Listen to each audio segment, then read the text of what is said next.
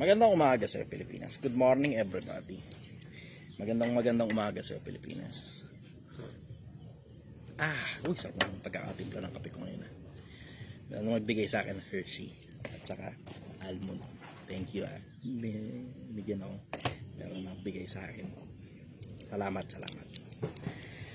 Magandang umaga sa Pilipinas. Akin lang pong ipapaalala, gaya pa rin ng aking dating pagpapaalala. Ang konsepto ng pamilya, para sa kayo dapat nakikinabang sa isa't isa. Wag yung konsepto ay nababali. In every rule, there's always an exception. Ang exception to the rule lang, dapat PWD, senior citizen, minor de edad, may sakit, may diferensya ang katawan,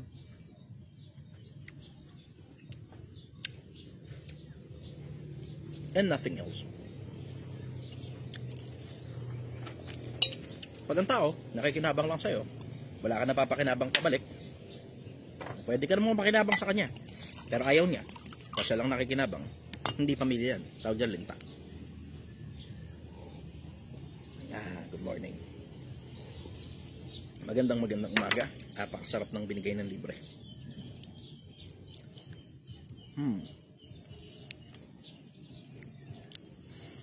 Napakasarap.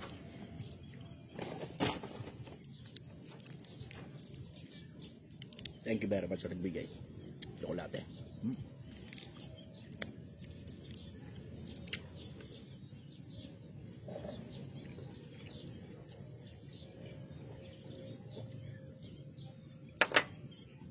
Sarap. Napakasarap ng buhay.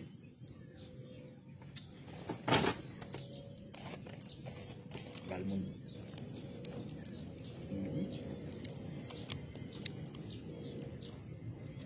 Mamaya na. Napakasarap. Pakishare nga muna itong live ko. Pakishare muna yung live.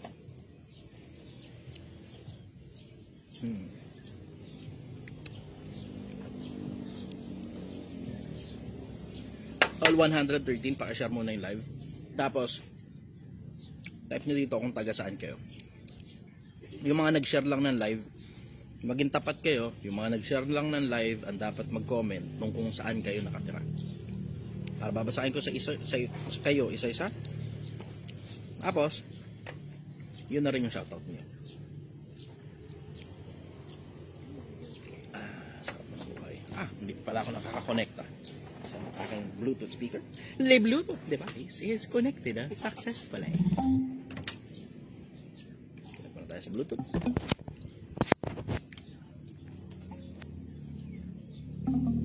Oh, brother, lobat. Hindi na charge to? Ang lala. Saglitin mo.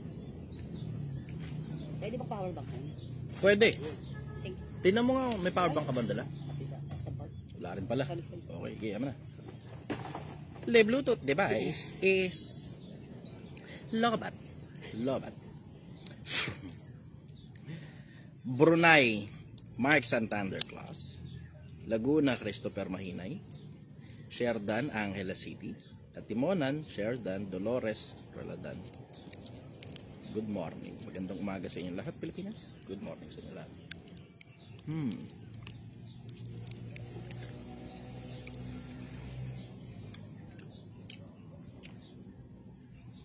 Gerald, Acid Seed, South Korea. Dexter, Marinduque. Al Abu Bakar, Basilan.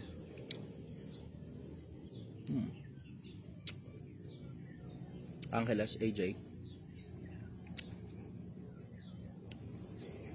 Das Marinas, MJ. Papi Pizza, main branch, Edward. Meron Papi Pizza dito eh. Masarap yung pizza. Oo, masarap. Masarap yung pizza. Nasa backpack ko, bunso. Sorry. Alam ko, nadala ko. Hindi na kasi ako gumagamit masyado ng pen.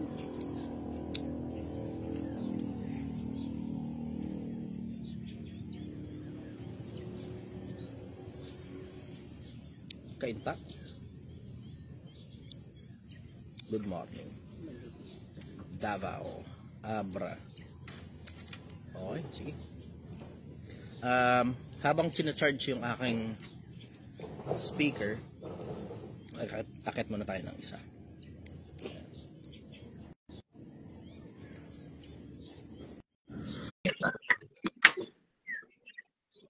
Japan, Nikki. Gentry. Lovelyn, Las Piñas. Good morning. Watching from City. Good morning, brother. Taga saan ka?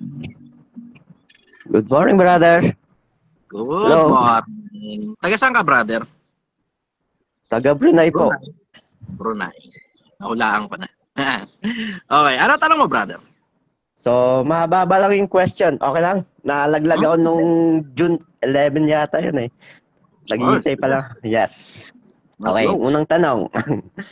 Ano ang higit na gustong maalala ng mga tao pagkatapos nilang mamatay?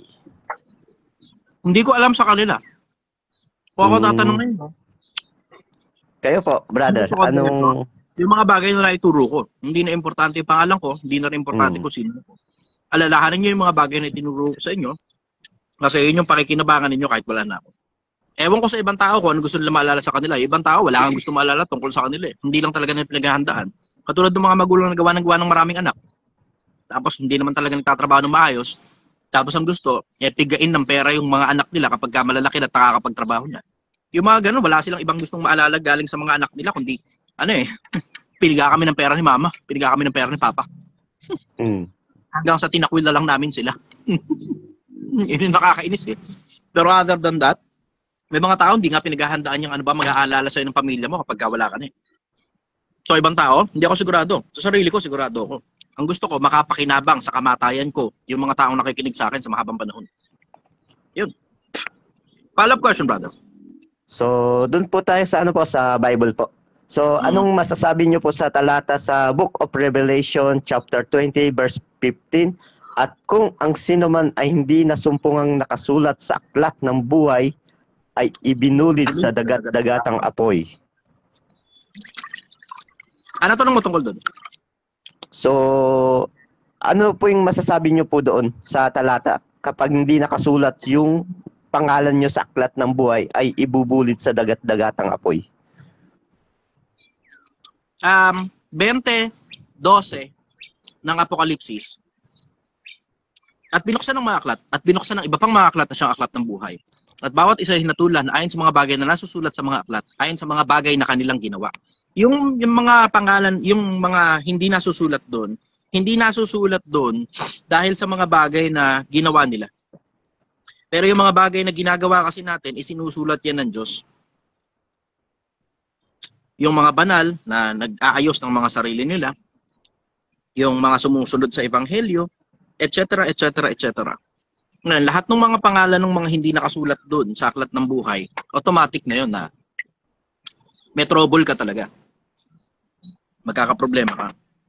Yun ang overall na masasabi ko ron. Yun nga yung dahilan kung bakit sinasabi ko sa inyo, maging maaayos ng mga tao kayo. Habang buhay pa tayo pare-parehas. Kasi pagkamatay mo, wala ka na magagawa eh. Walang kaalaman, ni karunungan man, ni gawa man sa libingan na yung pinaparoonan.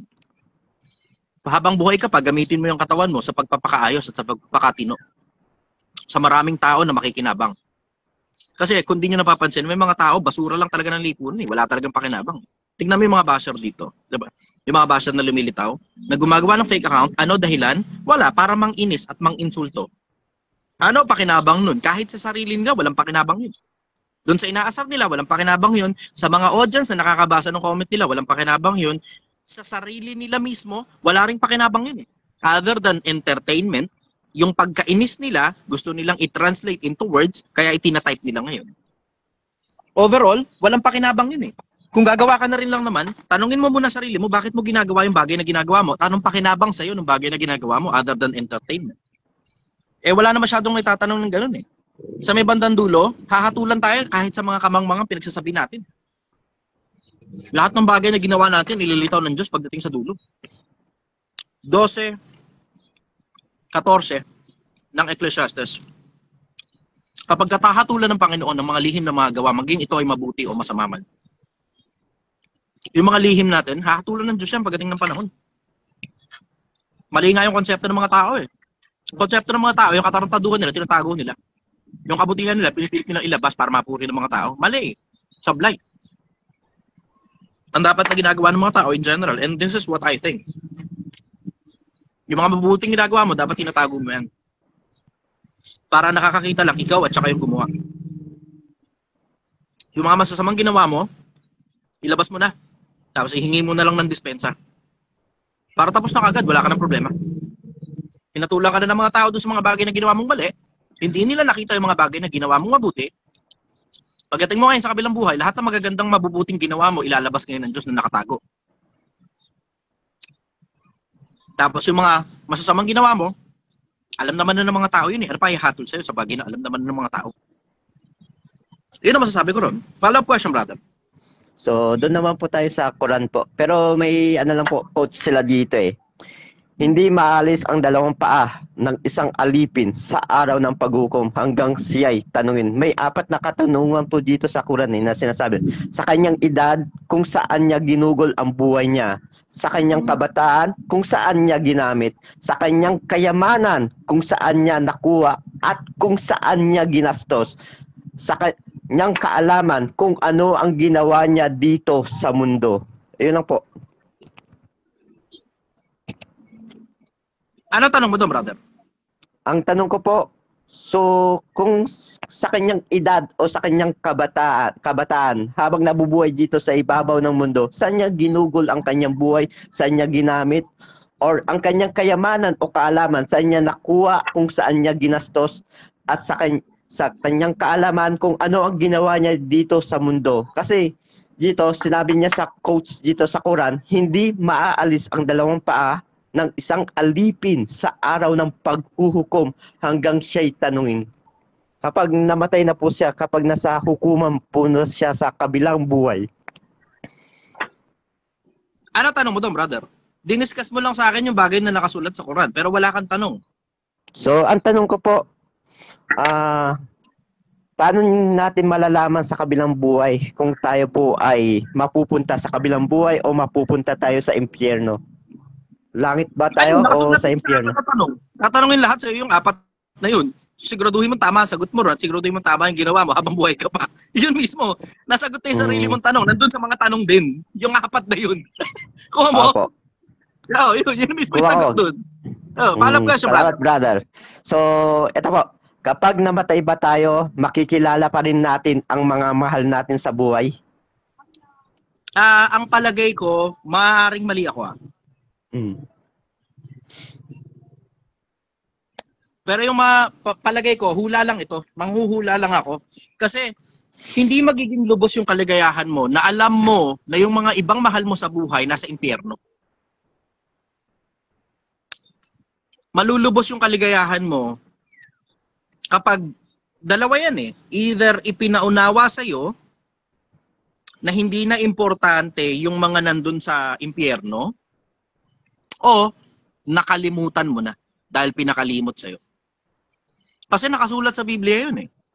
Merong bagay na nakasulat sa Biblia na ang mga dating bagay hindi na maaalala o mapapasaisip man. Narito, ako'y gumagawa ng bagong langit at bagong lupa. Ang dating langit at dating lupa ay wala na. Ang mga dating bagay ay hindi na mapapasaisip. Merong ganong talata sa Biblia eh. So maaaring pinalimot, maaari din namang pinaunawa sa'yo, kaya hindi na mapapasaisip. Maaari alin doon sa dalawa. Nanghuhula lang ako, brother, kasi hindi ko malalaman kung ano ba talaga eksakto yung mangyayari sa kabila, kasi hindi ko pa nakikita kung ano mangyayari sa kabila eh. So isa sa mga dahilan yun kung bakit hindi ko talaga eksakto alam. Basta ang alam ko, may nababasa ako, hindi na daw mapapasaisip o mapapasa puso man yung mga dating bagay. Yun ang meron ako nababasa. Pero other than that, kung anong dahilan kung bakit hindi mapapasaisip, hindi ko alam kung dahil ba yan sa ipapaunawa sa'yo sa pagdating ng panahon o baka dahil ipapalimot na lang sa'yo. Gagawa na para makalimutan mo na yung parte ng memorya mo na merong ganun. Hindi ko alam, brother. Salamat, kasi brother. Kasi ako coming from the standpoint na ngayon habang Mm. tumatanda na ako, yung mga tao na minsang panahong naging parte ng buhay ko, na minsang panahong ding nakatulong sa akin, na minsang panahon ding na-damage ako ng malaki ang damage sa akin, nakakalimutan ko na sila eh. Hindi na rin sila napapasa isip ko eh. Maliban na lang kung may magpaalala sa akin. Ngayon, naiintindihan ko yung konsepto na okay, meron ako ngayong mga bagay na naiintindihan tungkol sa mga bagay na nakaraan. Pero, dapat pala nilive ko na sa YouTube to, sayang. Okay, ilalive ko na lang sa YouTube ngayon. Okay. Pati Pero, sa live, nanonood pa rin ako eh. Oo nga eh. Overall, hindi ko talaga alam, brother. Hindi ako sigurado kung paano magiging sistema nun. Kasi dito pa lang sa lupa, naiintindihan ko na yung konsepto na dito pa lang sa lupa, may mga bagay na minsang panahong dumaan sa akin sa buhay ko at may mga taong minsang panahong dumaan sa buhay ko na hindi ko na naaalala eh. Hindi na rin napapasok sa puso ko eh. Maliban na lang may magpaalala. Pag may nagpapaalala, tsaka ko lang naaalala. Pero kung walang magpapaalala, hindi ko na maaalala yun kung gaano man kasakit o kung gaano man ka pait yung mga bagay na pinagdaanan ko noong mga nakaraan. Kasi, alam mo yun, yung gets mo yung konsepto, pag halimbawa, sobrang busy mo, nagluluto ka, maalala mo ba bang inapikan ng kung sino man in the past, sobrang busy mo nga eh. Nagkukumahog ka eh. Di ba? Ganon yung konsepto. Nakuha mo yun, brother? Kuha ko, brother. So, merong ganong possibility na baka siguro sa either ipapaunawa sa'yo o baka sa sobrang busy mo sa kabila, hindi mo na maaalala yung mga taong nandun sa impyerno. Ang maaalala mo lang, yung mga regular na nakakasama mo ngayon, dun sa langit, kung saan man yun, na mga tao na mga kasama mo rin. Baka ganun. Kasi we can only talk about possibilities, pero overall, hindi ko talaga alam eh. Hindi ko alam. Bakit? Hindi pa ako nakakarating sa kabilang buhay. Kaya nga curious ako kung ano itsura doon sa kabila eh. Gusto ko makita yung itsura ng kabila. Sir, may TikTok live ka po ba? Wala na po ako ngayong TikTok kasi diniaka na. Permanently deleted. Permanently banned po ako sa TikTok. So gagawa po ako ulit ng bagong TikTok. Tinatamad lang po ako. Kasi ang bad trip kasi sa TikTok, hindi katulad ng Facebook at saka YouTube, merong ano eh. Merong memory eh. So ibig sabihin, pag halimbawa, tapos nung live, pwede mong panoorin ulit yung live. Hindi katulad sa TikTok, pag nag-live ka, tapos na kaagad. As in, literal, pag natapos yung live mo, wala na ring traces. Maliban na lang, i-download mo siguro yun kasi merong option doon sa backend ng TikTok para i-download mo yung recent live mo. Tapos i-re-upload mo. Yan, follow-up question, brother. So, ito po.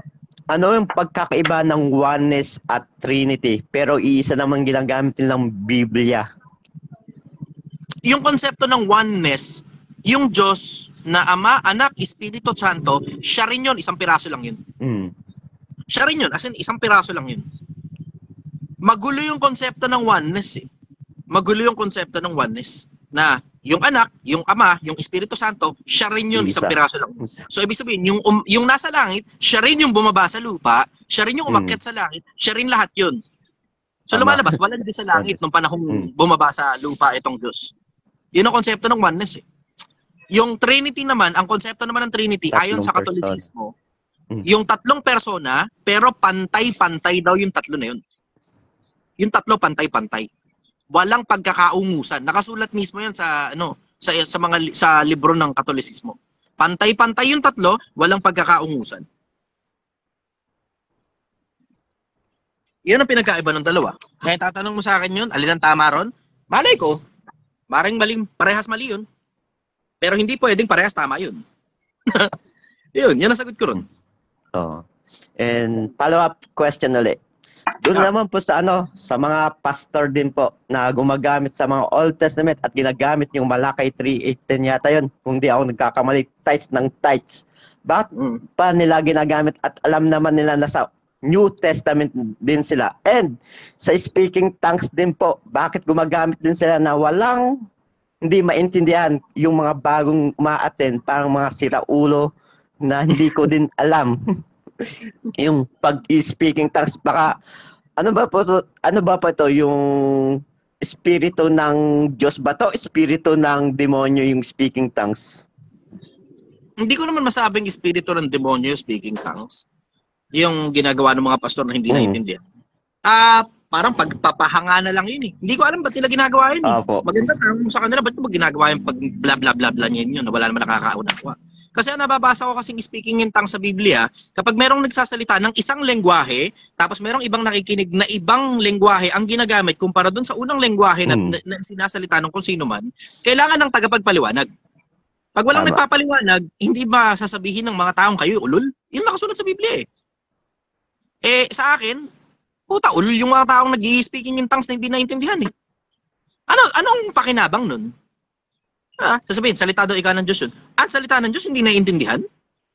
Question mark yun eh. Salita ng Diyos, hindi naiintindihan? Talaga ba? Ba't naman magsasalita ang Diyos ng salita hindi naiintindihan? Does that even fucking make sense? Diba? Nagme-make sense ba yun na ang Diyos magsasalita tapos walang nakaunawa? Ang Diyos ay nagsalita at walang nakaunawa kahit isa. Tapos makakalimutan na lang din ang lahat yung sinabi ng Diyos na hindi naintindihan. Hindi ko maintindihan yan eh. Hindi talaga eh. Hindi nagme-make sense sa akin yung speaking in tongues na yan eh. Yung siguro baka hula ko lang to. Siyempre manghuhula lang ako. Tanong nyo lang sa kanila. Ba't sila chagiri chapopo? Hindi ko alam kung bakit eh. Pero hula ko lang to. Baka pagpapahanga lang yun. Para magpanggap silang may Holy Spirit daw ika sila. Hindi ko alam. Manghuhula lang ako. Baka nagpapanggap lang silang may Holy Spirit. Ganun. Kasi sa Biblia kasi yung Holy Spirit, interpreter. Pag walang nakaunawa, mukha kang tanga. Wala nakakaintindi eh. So, overall, hindi ko alam kung bakit nila ginagawa yung mga pagpapahanga nila ng ganun. Pero ang masasabi ko tungkol dun sa tithes naman, yung tithes, yan medyo nag-make sense. Bakit? Eh, pinagkakakitaan yan eh. Eh, nininegosyo kasi ang relihiyon eh. So, pag nininegosyo ang relihiyon, syempre, ma-maximize mo yung profit. Paano mo ma-maximize yung profit? Lagyan mo ng minimum. Paanong minimum? Yung sweldo ng mga tao, dapat 10% sa'yo. Ang takaw, no? Ang takaw. Di naman ganun kakomplikado yun eh. Madaling isipin ko ano dahilan bakit nila pinipilit yung tithes kahit panahon pa ni Moises yan. Kaya, madaling isipin kung bakit nila pinipilit yung tithes na yan, na 10% na yan, kahit panahon pa yan ng lumang tipan. Madali. Kasi, pera eh. Di ba? May mga tao talaga matatakaw lang talaga sa pera eh. Sabihin, para daw sa gawain. O sige, humanap ka ng kahit na isang talata si Kristo itinuro ang pagtatites sa mga Kristiyano. Kasi ang mababasa mo, isa lang. Ang kausap pa niya, Hudyo. Diba? Ano sabi? Sabi, sa aba ninyo, Skribos at Pariseo, mga mapagpaimbabaw, sapagkat kayo nag-iikapo ng yerba buena, anis at kumino. Ngunit hindi nyo, dapat niyang inyong gawin yan. Pero wag ninyong pabayaan ang lalong mga dakilang bagay ng kautusan. Diba? Yun nakasulat sa Biblia yun eh. Ang kausap niya, Escribas at Pariseo. Hindi niya kausap ang Kristiyano. Pag Kristiyano ang kausap, 9:7 ng 2 Korinto, magbigay ng bawat isa ayon sa pasya ng puso. Alin na magpapasya? Puso, hindi pastor. Diba? Puso nga magpapasya. Ipipilit pa nito mga pastor na to na 10% daw yan. O syempre matakaw eh. Ganun talaga. Ginagawa pa nila dyan, 10% na nga yan, dinadamihan niya pa ibang paabuloy. So pipagayin ka talaga ng pera. Balita ko nga dun sa iba eh. Meron pang para sa laptop na ika ng pastor, para sa projector, para sa pambayad ng renta. Saan na pupunta yung 10% kung lahat pa pala ng iba pang mga bayarin, kailangan pang i-shoulder pa ng miyembro? Saan na pupunta 10%? Ano yung purong tubo na lang talaga? Wala nang puhunan? Antindi. Kaya napakalakas pagkakitaan talaga ng religion eh. Sukat 10% ba naman ng sweldo mo, dapat mapunta sa pastor eh. Sabihin, hindi ka para sa pastor yan, para sa gawain yan. Talaga ba para sa gawain? Okay, ano yung sinasabing para sa gawain? Ano gastos doon? Okay, so ilaw, tubig, renta, at saka yung mga iba pang mga maliliit na pagkain. Okay, sige. Sigurado ka bang 100% na pupunta ron? Saan na pupunta yung sobra? Wala nagtatanong ng ganun. Saan napupunta yung sobra dun sa lahat ng ibinabayad sa ilaw, sa tubig, sa renta, at dun sa iba pang mga bayarin? Saan napupunta yung sobra? Tatanong ba kayo sa pastor nyo, saan napupunta sobra? O baka dead ma na lang, patay mali siya na lang. Yan, nasagot ko ron. Follow-up question, brother. So, ito po, next po. Ipinagbabawal po ba ng Biblia ang pagsusuot ng alahas? Ang nababasa ko, yung lumang tipan, sa sa mga babae, oo, ipinagbabawal. Kasi meron merong isang talata niya, kung di ako nagkakamali, sa Panaghoy yata yun, kung di ako nagkakamali, na isa sa mga propeta ang nagsabi niyan eh. na sinabi ng Diyos aalisin niya daw yung mga hikaw, yung mga singsing, yung mga hikaw ng bukong-bukong at ng sakong, something to that effect. Kasi nagyabang yung mga babae noon. Nagpapakalatis ng kanilang mga kamay, tapos yung mga mata nakairap, tapos punong-puno sila ng burloloy sa katawan na mga ginto-ginto. Kaya pag binasa mo yung ikalawang Timoteo 2:9, kung di ako nagkakamali. Ikalawang Timoteo, o baka unang Timoteo 2:9. Ang babae 2:9? gumayak ng 2:9. Na siya'y pinagtitiisan ko ng kahirapan sa mga tanikala Hindi. na tulad sa talampasan. Yung ang nakasulat, ang mga babae gumayak ng mahinhing damit. Yes po. 2:9. Ayan po yung sabi ni Brad Ellie po sa amin noon yun eh. O, ginagamit niya rin yung talata na Opo. yun eh. Unang Timoteo yata yung 2:9. Ang babae gumayak ng mahinhing damit, may katimtiman at hinahon. Hindi ng mahahalagang hiyas ng buhok o perlas o damit na mahalaga, kundi siyang nararapat sa mga babae na magpakabanal sa pamamagitan ng mabubuting gawa. Ang dapat makita, hindi yung mga perlas o damit na mahalaga o yung hiyas ng buhok. Ang dapat makita, pagpapakabanal sa pamamagitan ng mabubuting gawa. Pero sa mga babae, very specific. Sa mga lalaki, meron akong nababasa na kung may pumapasok sa inyo na may gintong singsing at inyong itangi ang nakagintong singsing, meron akong nababasa sa Biblia kasi sa Bagong Tipan na mga lalaki na may gintong singsing pumapasok sa gitna ng mga alagad. So merong possibility baka nanghuhula lang ako, baka hindi bawal sa lalaki. Kasi yung mga in general, ang napapansin ko, maaaring mali ako dito kasi observation ko lang naman ito eh. Hindi ito parang given fact at hindi rin ito statistics kasi wala talaga ako ilalabas ng statistics. Ang normal sa lalaki, 1 o 2 piraso lang ng singsing. Tapos bracelet. Ang mga babae, may mga hikaw, may mga necklace pa, may mga parang sa sako, may parang sa paa, meron pa ron. Tapos may mga singsing, tapos may alam mo, marami masyado eh. Meron pa ngayon dito sa braso eh.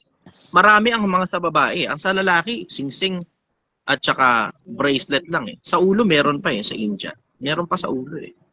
Sa mga lalaki, hindi masyadong marami. Maliban na lang, sobrang yabang mo bilang lalaki na tinadtad mo na ng ginto yung buong katawan mo na parang galing ng Saudi, ganun. Ganun. O tas ang kakapal pa ng ginto mo, ganun. Maliban na lang kung sobrang yapang mo. Pero bihira yun sa mga lalaki. Normal sa mga babae na maraming ikinakabit sa katawan. Yun ang napansin ko. So overall, merong talata na sinasabi sa Biblia, sa Bagong Tipan, na hindi ng hiyas ng buhok o perlas o damit na mahalaga, kundi siyang nararapat sa mga babae na magpakabanal sa pamamagitan ng mabubuting gawa. Merong ganong talata sa Biblia. Sa Bagong Tipan yan.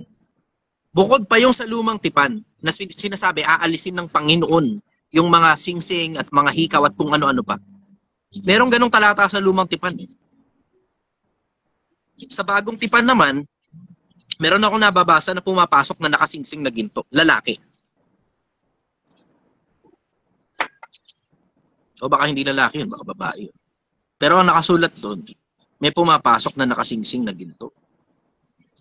Yun ang masasabi ko ron. Follow-up question, brother. Ito po. Ano ang magandang aral sa mag-asawa? Yung nakasulat pa rin sa Biblia.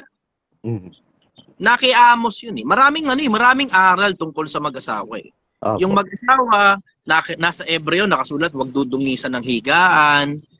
Nakasulat naman kay Pedro na yung mga asawa, magsipamahay kayo nakasama ng inyong asawa. Tapos nakasulat naman sa Korinto, wag niyong pagdadamutan yung isa't isa maliban na lang sa mga panahon na pinagkasunduan. So ibig sabihin ng pinagdadamutan, ibigay mo lalaki yung katawan mo sa asawa mo.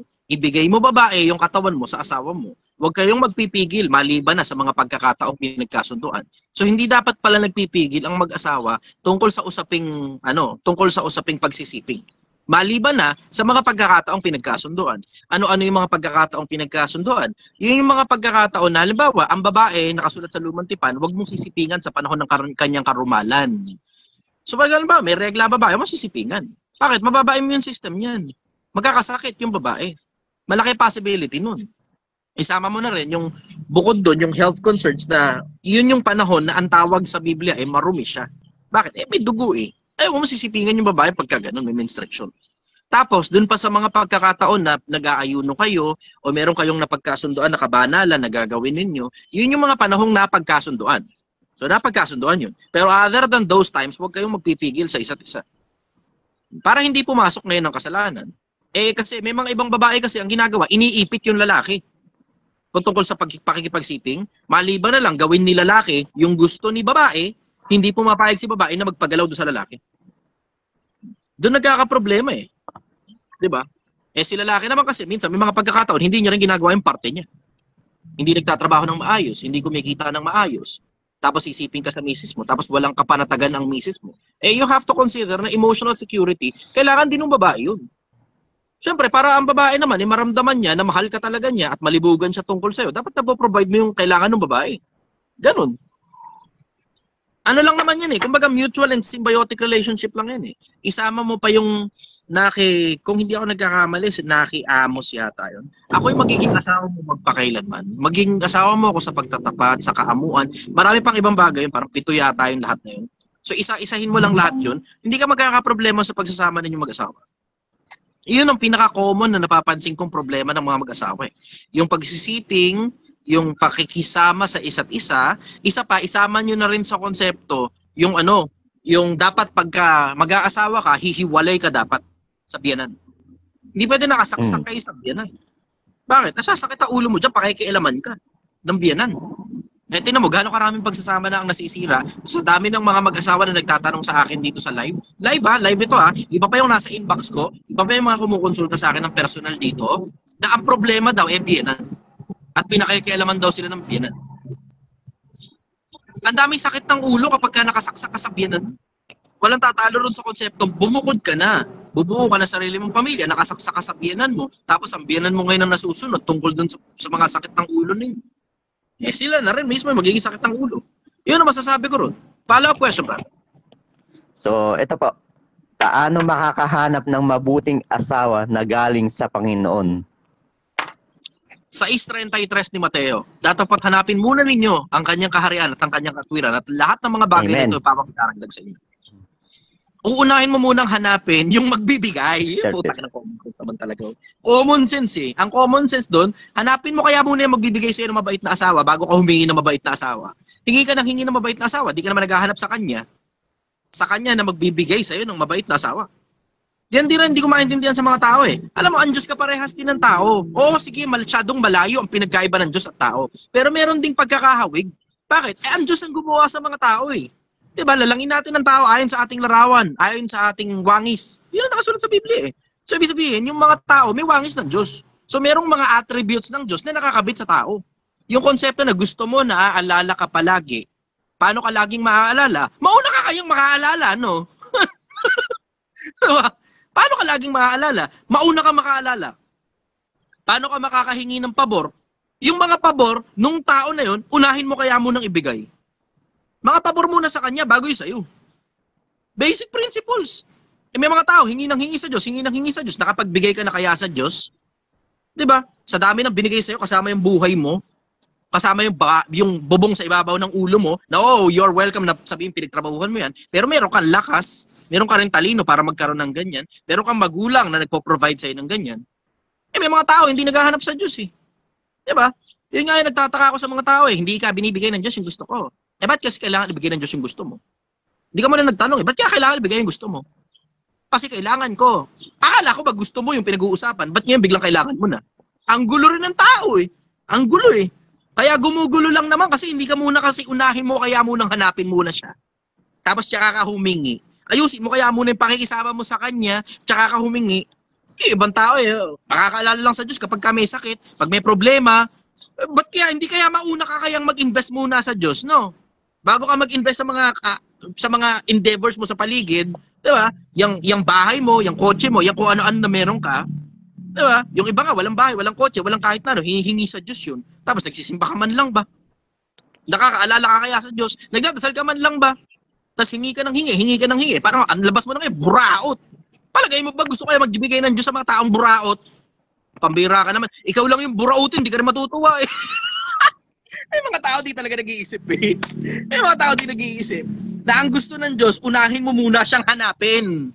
Tapos idadagdag na lang sa'yo yung mga bagay na palagay niya kailangan mo. Palagay niya kailangan mo. Hindi yung akala mong kailangan mo. Iba, taga na. Tagal ko na nagtatrabaho. Hanggang ngayon wala pa rin akong kotse. Kailangan mo ba yung kotse? Baka kaya hindi binibigay na sa'yo ng Diyos yung kotse kasi manginginom ka, mababangga ka, tanga. Di ba? Hindi nag-iisip yung iba eh. Na baka kaya hindi binibigay sa'yo kasi humihingi ka ng masama. Makakasama lang sa'yo, guguguli mo lang sa kapritsyo mo.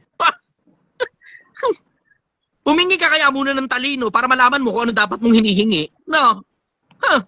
May mga tao talaga di nag-iisip eh. 4-7 ng kawikaan eh. Karunungan pinakapangulong bagay. Sa lahat ng pipiliin mo unawa. 1-7 ng kawikaan, ang pagkatakot sa Panginoon ay pasimula ng karunungan. Ba't hindi kaya matuto ka munang matakot sa Panginoon, sundin mo muna yung mga utos niya? Kasi ito ang buong katungkulan ng tao. 12:13 ng Ecclesiastes. Pag sumusunod ka na sa utos niya, tsaka ka ngayon humingi, ang tigas ng ulo mo eh. Hindi ka muna nag-i-invest eh. Ang gusto mo, umani ka kagad nang hindi ka pa nagtatanim. Magtanim ka kaya muna bago ka umani. Tao, buraot eh. Buraot. No. Napakaraming tao, buraot. Tangina. Napakarami yung buraot. Sobra. Sige, follow-up question, brother. Okay. Kasalanan bang makipagrelasyon sa isang taong hiwalay sa asawa? Hindi ko alam. Diretso, hindi ko alam. Kung hiwalay sa asawa dahil sa kamatayan, palagay ko hindi. Pero kung hiwalay sa asawa dahil sa pangangalo niya, ibang usapan yan. Hindi ko alam. Ang sagot ko na hindi alam, hindi dahil wala akong malay dun sa kung ano man yung topic. Kundi ang dahilan kung bakit ko sasagutin ng hindi ko alam, kasi very specific dapat yung tanong. Itong tao na to, na ito ang dahilan ng paghihiwalay nila, kasalanan ba pag itong tao na to nagkaroon ulit ng bagong asawa? Hindi mo kasi ma-generalize yan na lahat ng tao na hiwalay sa asawa, hindi kasalanan ng mag-asawa ng bago, o lahat ng tao na hiwalay sa asawa, kasalanan ng mag-asawa ng bago. Hindi mo ma-generalize ang ganun yan. Very specific yung tanong na yan dapat. Yan ang sagot ko rin. Depende sa tao, depende sa dahilan ng paghihiwalay. Yan. Follow-up question, brother.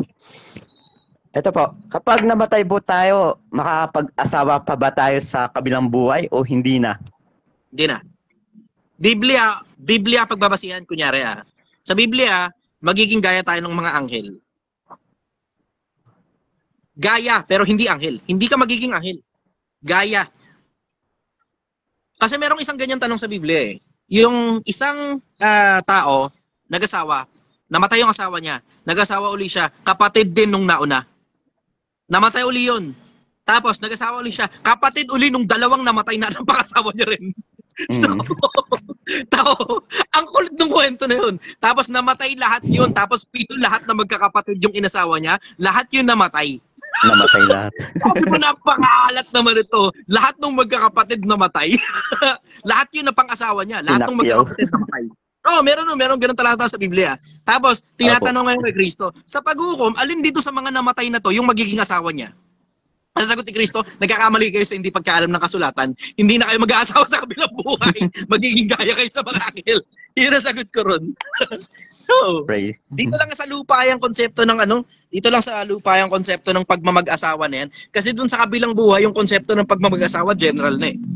Maraming tao, tas iaasawa sa kordero. Yun. Yan ang sagot ko. Follow-up question, brother. So, sa Quran, may 72 virgins eh. Hindi ko nga alam kung asawa. Okay. Ibang question naman po tayo. So, ano ang pangunahing mga sanhi ng kahirapan sa Pilipinas? Naku, ang dami. Iba-iba. Hindi ka katulad ng sinasabi ni Josh Moy, tamad ka kasi. Hindi ganun. Hindi ganun. Isa yung katamaran, isa yung kaluhuan, isa yung kamangmangan, isa yung kawalan ng direksyon at marami pang iba-iba pang causes ng kahirapan. Abangan ninyo. Iisa-isahin natin yan. Abangan ko yan, brother. Hindi. Ang gagawin ko, very specific sa mga tao. Hindi mo kasi ma-generalize yan eh. Hindi mo ma-generalize yan. Ang dahilan kung bakit ka mahirap, katulad ng kay Diyos Mohoy ka, sa akin, isang malaking katangahan yun eh. Ang dahilan bakit ka mahirap, kasi tamad ka kasi. Huwag kang lalapit-lapit sa amin pag tamad ka. Hindi mo masasabing ang dahilan kung bakit mahirap lahat ng mga tao dahil tamad. Kasi din may mga magsasaka, huwag ka naman sumisakit naman. Taka na, baka pag ikaw pinagsaka ka, hindi ka makapagsaka ng maayos. Ano sabihin sa akin katamaran yan? Yung construction worker, tamad ba yan? Yung mga nakasama ko ron sa Tondo, nagbabasura. Puta, mula alas 6 ng umaga hanggang alas 6 ng gabi, Lunes hanggang Linggo, nagtatrabaho kami ron. Hindi masabing tamad yun. Uma-absent nga lang sila pag nagkakasakit eh. Technically, ang day off lang nila pag nagkasakit lang sila. Hindi mo masasabing tamad yun. Yung mga worker ni Diyos Mojica, na mga mahirap, sabi mo bang tamad yun? Tatanggalin niya yun kapag katamad yun. So hindi katamaran lang ang cause ng kahirapan. Maaaring yung katamaran, isa sa mga cause ng kahirapan. Maari yun. Pero maaari din naman na ang dahilan pala kung bakit tamad yung tao, hindi pala yun. May mauugat ka pa pala dun sa katamaran ng tao na yun. Akala mo katamaran yung dahilan kung ba't siya mahirap. Hindi. Maaaring uninspired lang yung tao. Kaya siya tinatamad. Tapos yung katamaran pala, surface level lang. May mas malalim palang dahilan. Yung nanay niya namatay. Tapos yung nanay niya lang ang meron siya mula nung pinanganak siya. Ngayon, hindi siya makapagtrabaho ng maayos. Technically, sasabihin ng mga tao, tinatamad yan. Bakit? Hindi nagtatrabaho ng maayos eh. Ma-absent eh. Wala kang malay, namatayan pala siya ng nanay at yung nanay niya lang ang dahilan kung bakit pa siya nabubuhay. Sisipagin ka pa kaya kapag ka namatay na yung kaisa-isang dahilan kung ba't ka buhay? Sige. Kamang-mga na lang kasi sabihin na katamaran. Kamang-mga yan. Lack of perspective yan. Lack of perspective.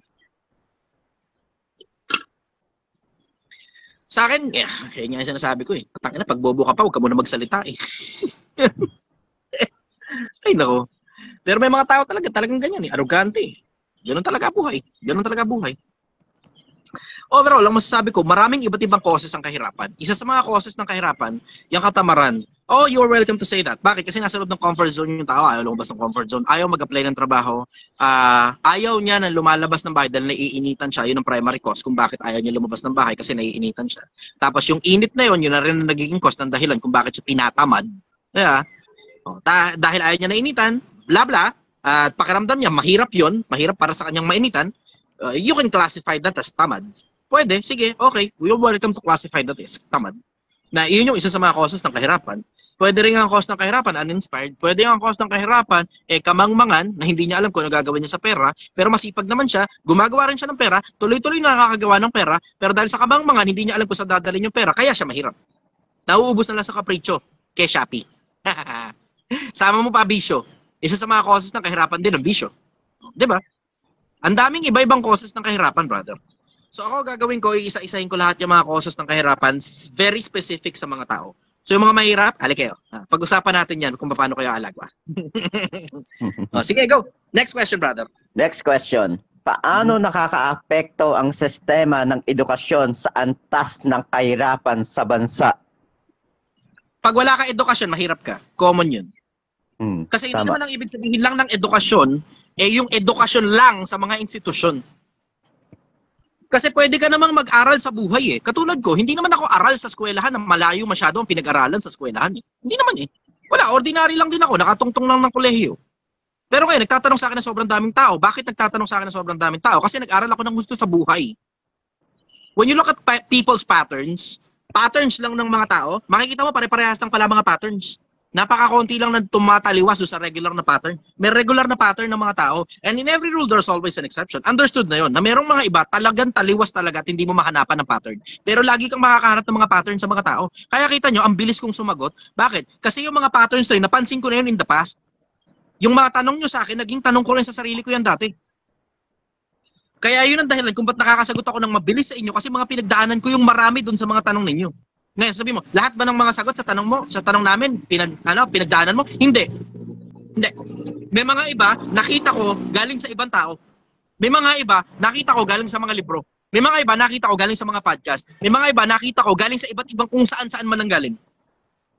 Pagka keen observer ka at pinapansin mo yung mga kaliit-litang detalye ng maraming mga bagay, matututo ka ng sobrang daming bagay sa buhay at hindi automatic na kapag wala kang edukasyon galing sa formal schooling, automatic mangmang ka kagad. Pero hindi ko rin isinasuggest na itapon mo na lang ang formal schooling galing sa DepEd at galing sa CHED. Bakit? Subok yan. Pag nag-aral ka ng abogasya, magiging abogado ka talaga pag tinapos mo yan. Pag nag-aral ka ng pagka-doktor, magiging doktor ka talaga pag tinapos mo yan, nagkalisensya ka. Pag nag-aral ka ng pagka-piloto, pag tinapos mo yan, magiging piloto ka talaga pag nagkalisensya ka. Subok. Subok. Yung edukasyon natin na meron tayo sa Pilipinas, subok yan. Garantisado yan. Sigurado yan. Na magiging doktor ka, magiging abogado ka, sundin mo lang. Sundin mo lang. Pero matigas ang ulo mo, pakiramdam mo hindi mo kailangan yung educational system na ginawa ng gobyerno para maging kung ano ka man nakapakipakinabang na miyembro ng society, sigurado yan, tinatanggihan mo ang karunungan, mas malamang sa malamang na bumutata ka. Bakit? What made you think na pag nag-trial and error ka at hindi ka kumonsulta sa mga taong resultado katulad ng mga doktor at mga abogado at mga inhinyero at mga piloto, anong palagay mo ang mangyayari sa'yo? Tinatanggihan mo karunungan eh. 'Di ba? Nagpapanggap kang alam mo na kagad ang daan palabas ng kahirapan eh. 'Di ba? Nagpapanggap ka eh. Magta-trial and error ka ngayon. Mas malamang kang pumalpak sa trial and error.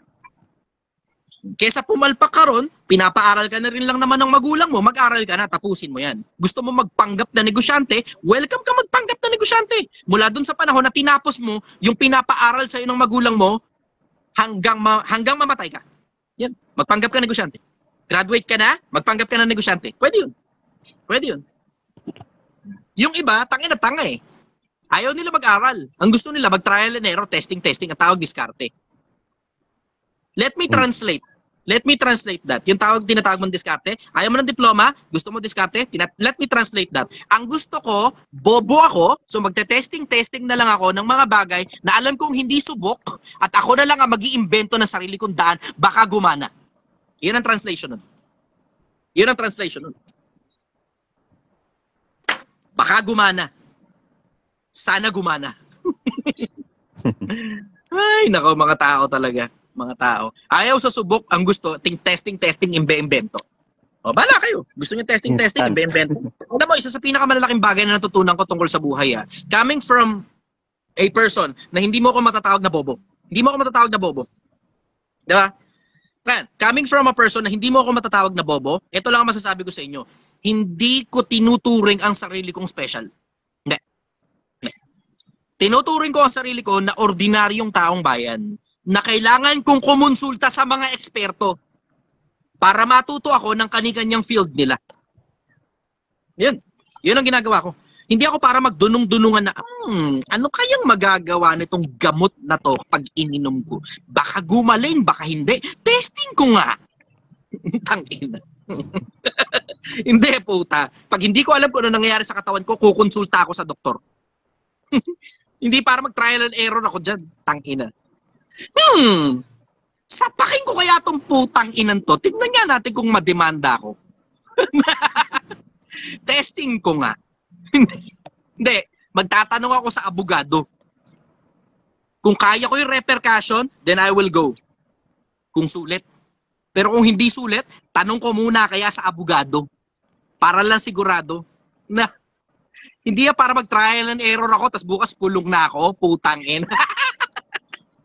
Trial and error ka, bukas masakit na ulo mo dahil lumalala yung sakit mo. Hindi gumagana yung trial and error mo. Trial and error ka, bukas makalawa, hindi gumagana yung pagpapanggap mong negosyante dahil ayaw pala makipag-transaction ng mga tao sa bobo.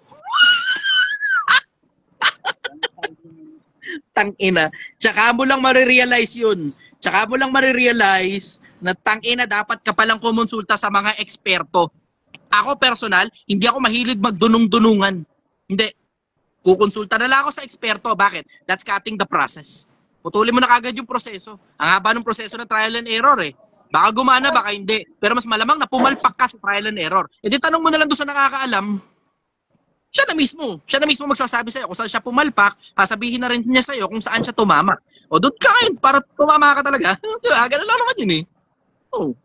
Kesa mag-trial and error ka, sasakit pa ulo mo, hindi mo sigurado kung sakto ba yan, o kulang yan, o sobra yan, kumonsulta ka na. O, tingnan mo, nakita niyo yung sinigang na baka rito, di ba? Nakita niyo ikinonsulta ko kay Chef Anthony Ang yan kung paano magluto ng sinigang. Pero wala talaga akong malay sa pagluluto eh.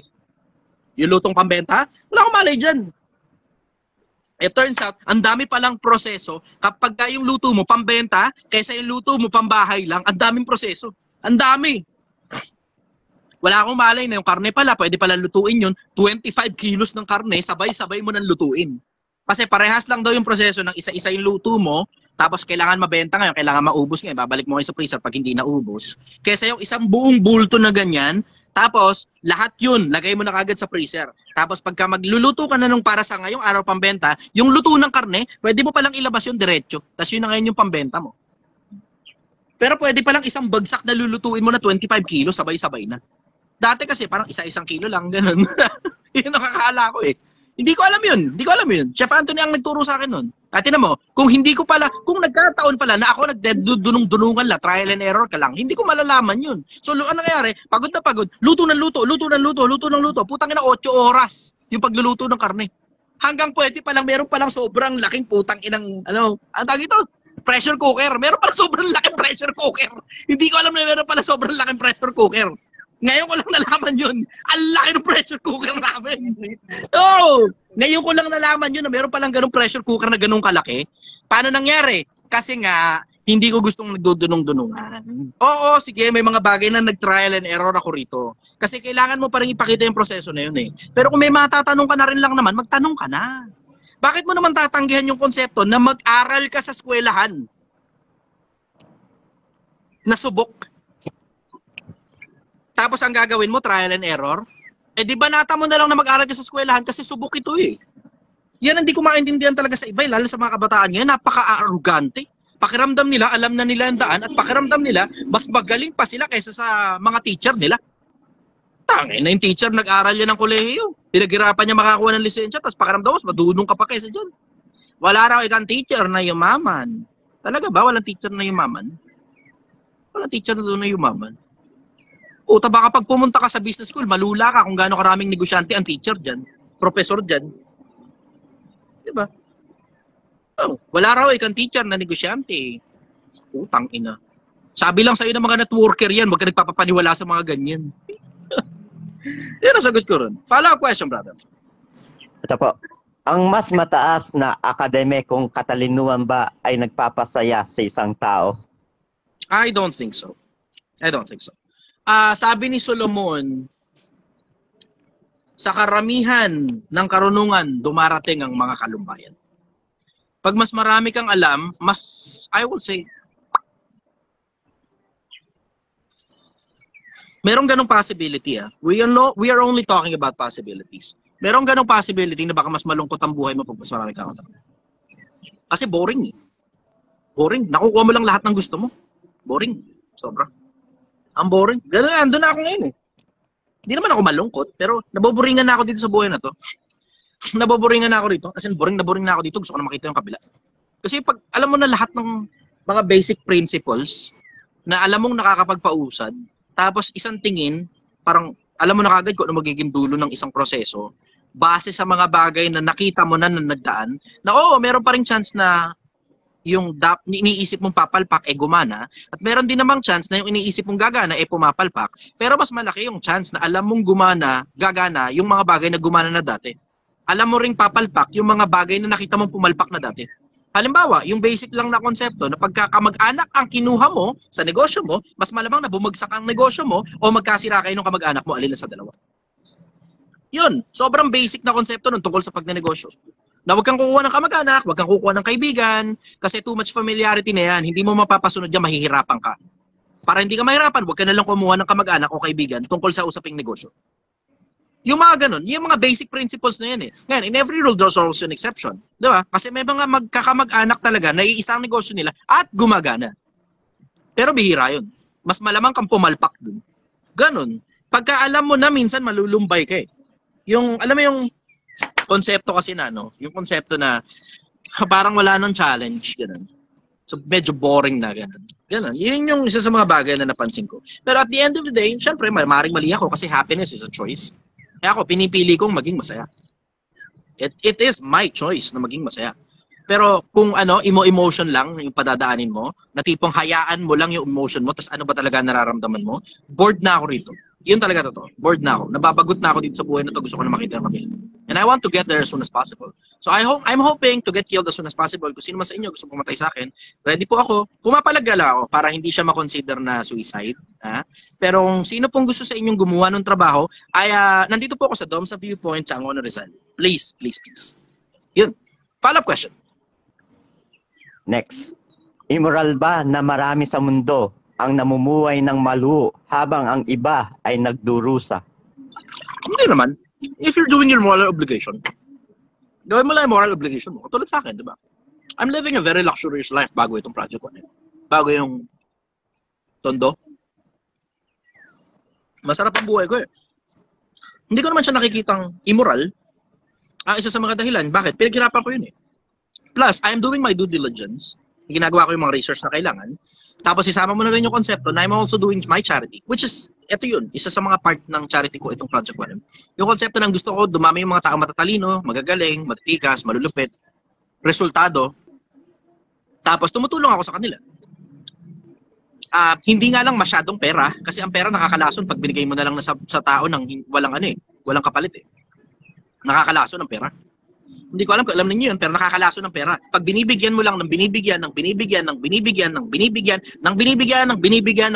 yung mga tao sa paligid mo ng pera, nilalason mo sila. OFW, tanongin mo. May mga tao, lalo na mga kamag-anak nila, lason na lason sa libreng perang pinamimigay ng OFW. So technically, yung mga OFW, sila na rin lumalason sa pamilya nila. At mo, ano nangyayari? Dahil lason na lason yung pamilya nila, adik na adik yung pamilya nila sa libreng perang pinamimigay, pag hindi na sila namimigay ng libreng pera, galit na galit yung pamilya. Galit na galit yung pamilya. Tama, tanong na, OFW, sino sa inyo yung nakagalitan na ng kapamilya ninyo na mahabang panahon nyo na silang tinutulungan? Ang dahilan ng galit nila dahil tinigil mo yung pagtulong. Sino sa inyo? Either hindi sinasadya dahil wala ka ng pera, o sinadya mo talaga kasi nagsawa ka ng katutulong tapos hindi naman umaalagwa. Type yes kung kasama ka ron. Sige. Tingnan natin ngayon ang YouTube. Tingnan natin ngayon ang Facebook. YouTube, Facebook, tingnan natin. Okay, go. Antayin muna natin ang comment section.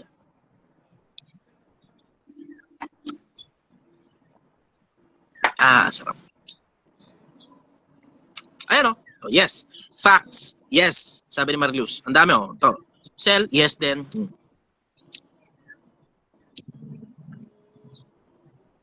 Mac. Oh, yun. Mac, ingatan mo sarili mo. Pag gano'n na sa akin, boss, sabi niya. Pag gano'n na sa akin. Pagalit na. Yes. Drexa. Sefi. Yes. Okay. Iya. Yes. Okay. Nagtatampo. Harley Smith. Okay. Okay. Yes. Okay. Isa-isa na yan. Oh. Nakikita nyo. Lala mga breadwinner, nakikita nyo yan. Arlo, yes. Ito mga OFW pa lang, di pa natin pinag-uusapan breadwinner. Ang breadwinner, mas malakas dumason yan. Nandito lang sa Pilipinas yan eh. Mapipiga talaga ng pamilya ng pera yan. Tangina lahat ng pera. Kalawat ka ng pera. Putang ina, kalawat ka ng pera. Yan o. Tignan mo, ang dami o. Sa Facebook, ang dami. YouTube din. Parami ng parami nasa YouTube. Ang dami nagko-comment sa YouTube o. Facebook, parami rin ng parami o. Ang dami. Tama? See? Ano, yan sabi, madamot daw, hindi daw madadala sa hukay ang pera. Oh, yan yung ginagamit nila eh. Yung mga script na yan, wala kang utang na loob, hindi madadala sa hukay ang pera. So, ang gusto pala nilang mangyari, wag mong dalhin sa hukay at ibigay mo sa kanila. Ganon ang gusto nilang ipaliwanag. Yeah. Lalo na tinuturing kong BFF. Harley Smith, tama? See? Halos maubos pera ko, sir, kaka-resign ko lang. Tinan mo, Madi Vlog. See? Vlogger pa yan, ha? Vlogger yan, ha? See? Kita mo? Nelson, yes, suwail sila. Sel, kaya dapat nang unahin ang pagpapaunlad sa sarili OFW. Tama? Tapos, De Vera, isusumbat nila lahat. See? Ayan, nakikita ninyo ngayon. So ngayon, nakikita ninyo, usapang OFW pa lang yan, ha? Hindi pa natin pinag-uusapan yung mga breadwinner, ha? Yung mga breadwinner, mas malakas dumason sa pamilya yan. Mas malakas dumason sa pamilya breadwinner. Ano yan eh? Kumbaga, sabihin mo, hindi naman ikaw lahat. Paano ikaw yung senior citizen? Paano yung may anak na mongoloid? Bla bla. Okay, hindi naman yun ang pinag-uusapan natin eh. Ang pinag-uusapan natin, yung mga kamag-anak ninyong tamad, na ayaw magtrabaho, na may kapasidad naman na magtrabaho, ayaw magtrabaho, o nagtatrabaho sila, inuubos lang nila sa kapritsyo yung pera dahil alam nilang nandiyan ka magbibigay ka sa kanila ng pera. Sige. Kailangan minsan lalagyan mo pa ng disclaimer kasi ang daming bobong tao sa social media. Minsan, babash ka pa ng mga bobong tao. Lahat ibibigay sa pamilya. Lahat. O, bigay mo sa pamilya mo lahat. Pakialam ko sa'yo. Bigay mo kung trip mo yan. Yan ang trip mo, lasunin mo pamilya mo. Sige, lasunin mo pamilya mo. Bigay mo sa kanila lahat. Lahat bigay mo. Lahat, pati kotse mo, pati bahay mo, lahat ng kahuli-huli ang piso mo, bigay mo sa kanila, putang ina ka. Tapos tignan mo ngayon, itigil mo ngayon yung pagbibigay dahil wala ka ng pera. Wala kang choice, kundi tumigil sa pagbibigay, wala ka ng pera, di ba? O, tignan mo ngayon paano galit na sila sa'yo pagkatapos. Tama? Lason yan. Lahat ng sobrang perang pinamimigay sa pamilya, lason yan. Lason. Huwag niyo kakalimutan, sinabi ni Chichester, pagka yung pera, pinamimigay mo sa pamilya mo at sobra yung bigay mo, nilalason mo pamilya mo. Nilalason mo. Sinabi ko yun. Oh, sinabi ko talaga yun. Wala tayong pag-uusap dyan, sinabi ko talaga yun. Kaya sabihin, paano kayo mga senior citizen na mamamatay na at dapat bigyan? Hindi naman pinag-uusapan senior citizen eh. Paulit-ulit tayo, puta. Ang pinag-uusapan natin, yung mga tamad na kamag-anak nyo, yung kapatid mo na putang ina, marunong kumantot, marunong mag-anak, pero di marunong magtrabaho, hindi rin marunong mag-ipon, ang putang ina, tapos sa'yo pa hinihingi yung pandaya-per, sa'yo hinihingi yung putang inang panggatas, at lahat-lahat ng kapritsyo. Yung nanay mong 40 anyos pa lang na pwede naman magtrabaho, sa'yo inaasa yung mga kapatid mo, tulungan mo, kami, tulungan. Kung di mo pala kaya mag-anak, ba't ka nag-anak ng marami? Kayo, karguhin mo ngayon lahat yan. Ikaw nag-anak dyan eh. Gagawin mo, gisa sa sariling mantika. Gisa sa sariling mantika. Puta yung, dati ang gisa sa sariling mantika, kung sino yung panganay, siya yung may obligasyon ngayon magpaaral doon sa iba. Ngayon, bago nagisa sa sariling mantika, kasi may mga tao nagigising na eh. Yung panganay, unang nagising, nagtatrabaho, pinipiga ako ng pera. Aramdaman ko na, pinipiga ako. Humalas ngayon sa pamilya. O putang ina. Kung sino na lang ngayon, bahala na, putang ina. Hanap na lang tayo kahit sino may trabaho dyan sa mga anak ko. Tang ina, kung sino man yung may trabaho, putang ina, paaralin mo tong iba. Basta kami, magpapasarap lang kami, magkakatutan lang kami rito, maglalabas kami, sobrang daming tao. Tapos pag nilabas namin yung mga tao na yan, kayo nang bahala, gisa sa sariling mantiga. Ikaw nang bahala sa mga kapatid mo, ha? Ikaw nang bahala sa mga kapatid mo, paaralin mo sila, pakainin mo sila. Basta kami, dito lang kami, relax lang kami. Tangina. Pati kami rin, asa na rin kami sa iyo, ha? Yung panggamot namin. Ang tatay mo, may high blood, hindi pwede magtrabaho, may high blood. Ilang taon na? 40 anyos. Hindi pwede magtrabaho, may high blood. Tangina, kawawa naman. Tangina. Ang laki-laki ng katawan, kawawa daw dahil may high blood. Tanginang yan. Pag wala kang nakitang kahit isang tao na may high blood na nagtatrabaho, okay, sige, valid yan. Valid yan. May high blood. Tangina ba? Dahilan na itong mga to. Katamaran na lang yan, mga ugok. Tangina, meron namang maintenance medicine, as pwede sila rin naman ang gumastos para sa sarili lang maintenance medicine.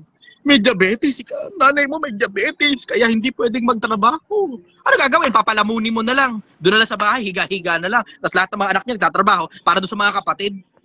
Putang inang, lalo diabetes mo dyan, kain ka lang ng kain. Mapansin mo, pag tamad ng tao, kain ng kain, lamon ng lamon. Pag tamad ng tao, lamon ng lamon. Mga katigil-tigil na kakalamon.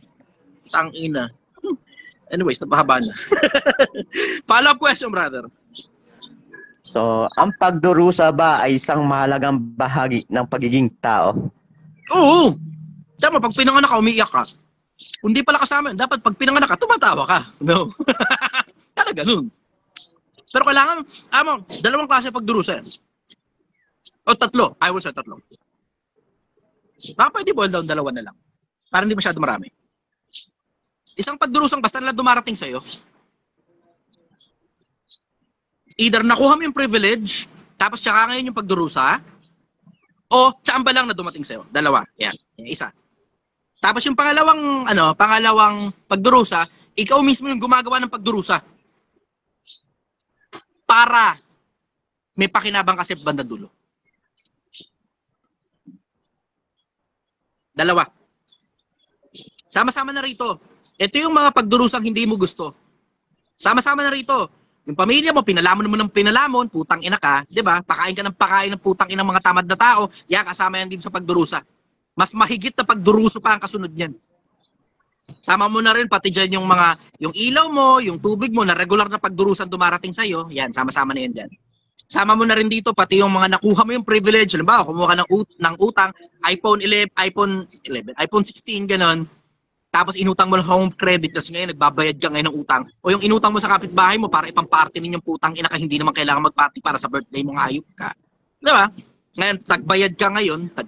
Ayan, sama-sama mo na rito yung pagdurusa na yan. Lahat ng mga pagdurusang hindi mo gusto, dito sama-sama yan. Pero isang pagdurusang gusto mo. Yun yung pinagdudusahan mo ngayon, yung pag-aaral mo.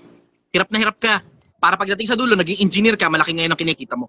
Dating sa dulo, piloto ka, malaki ngayon kinikita mo. Pagdating sa dulo, abogado ka, malaki ngayon kinikita mo. Pinaghirapan mo lang gusto yan. Yung workout na hindi mo gusto, tapos nakikinabang ka na ngayon dahil ang ganda ng katawan mo. Yan, yan. Unahin mo muna yung pagdurusa rito. Tapos, yung pakinabang, kasunod na nun. Versus yung nandito, na nakuha mo na lahat ng pribilehyo, o tsambang dumating lang sa'yo. Tapos, pagdudusahan mo ngayon kung ano yung kasunod. Dalawang klase pagdurusa. Gusto kong gawin na lang dalawa para di ka mahirapan. Isang bagay na pagdurusang hindi mo gusto, at saka isang bagay na pagdurusang ikaw mismo naglagay sa sarili mo kasi may nakikita kang pakinabang sa bandang dulo. Bawa, yung paghirapan mo yung buhay mo ngayon, pilitin mo maging mabuting tao, kasi diretso, putang ina, galing ako sa pagiging masamang tao, putang ina, ang hirap talaga maging mabuting tao. Woo! Diretso, hirap na hirap ako sa pagiging mabuting tao. Putang ina talaga, ang hirap talaga. Ang hirap maging mabuting tao, mas madali pang maging masamang tao, wala kang rules sa sinusunod.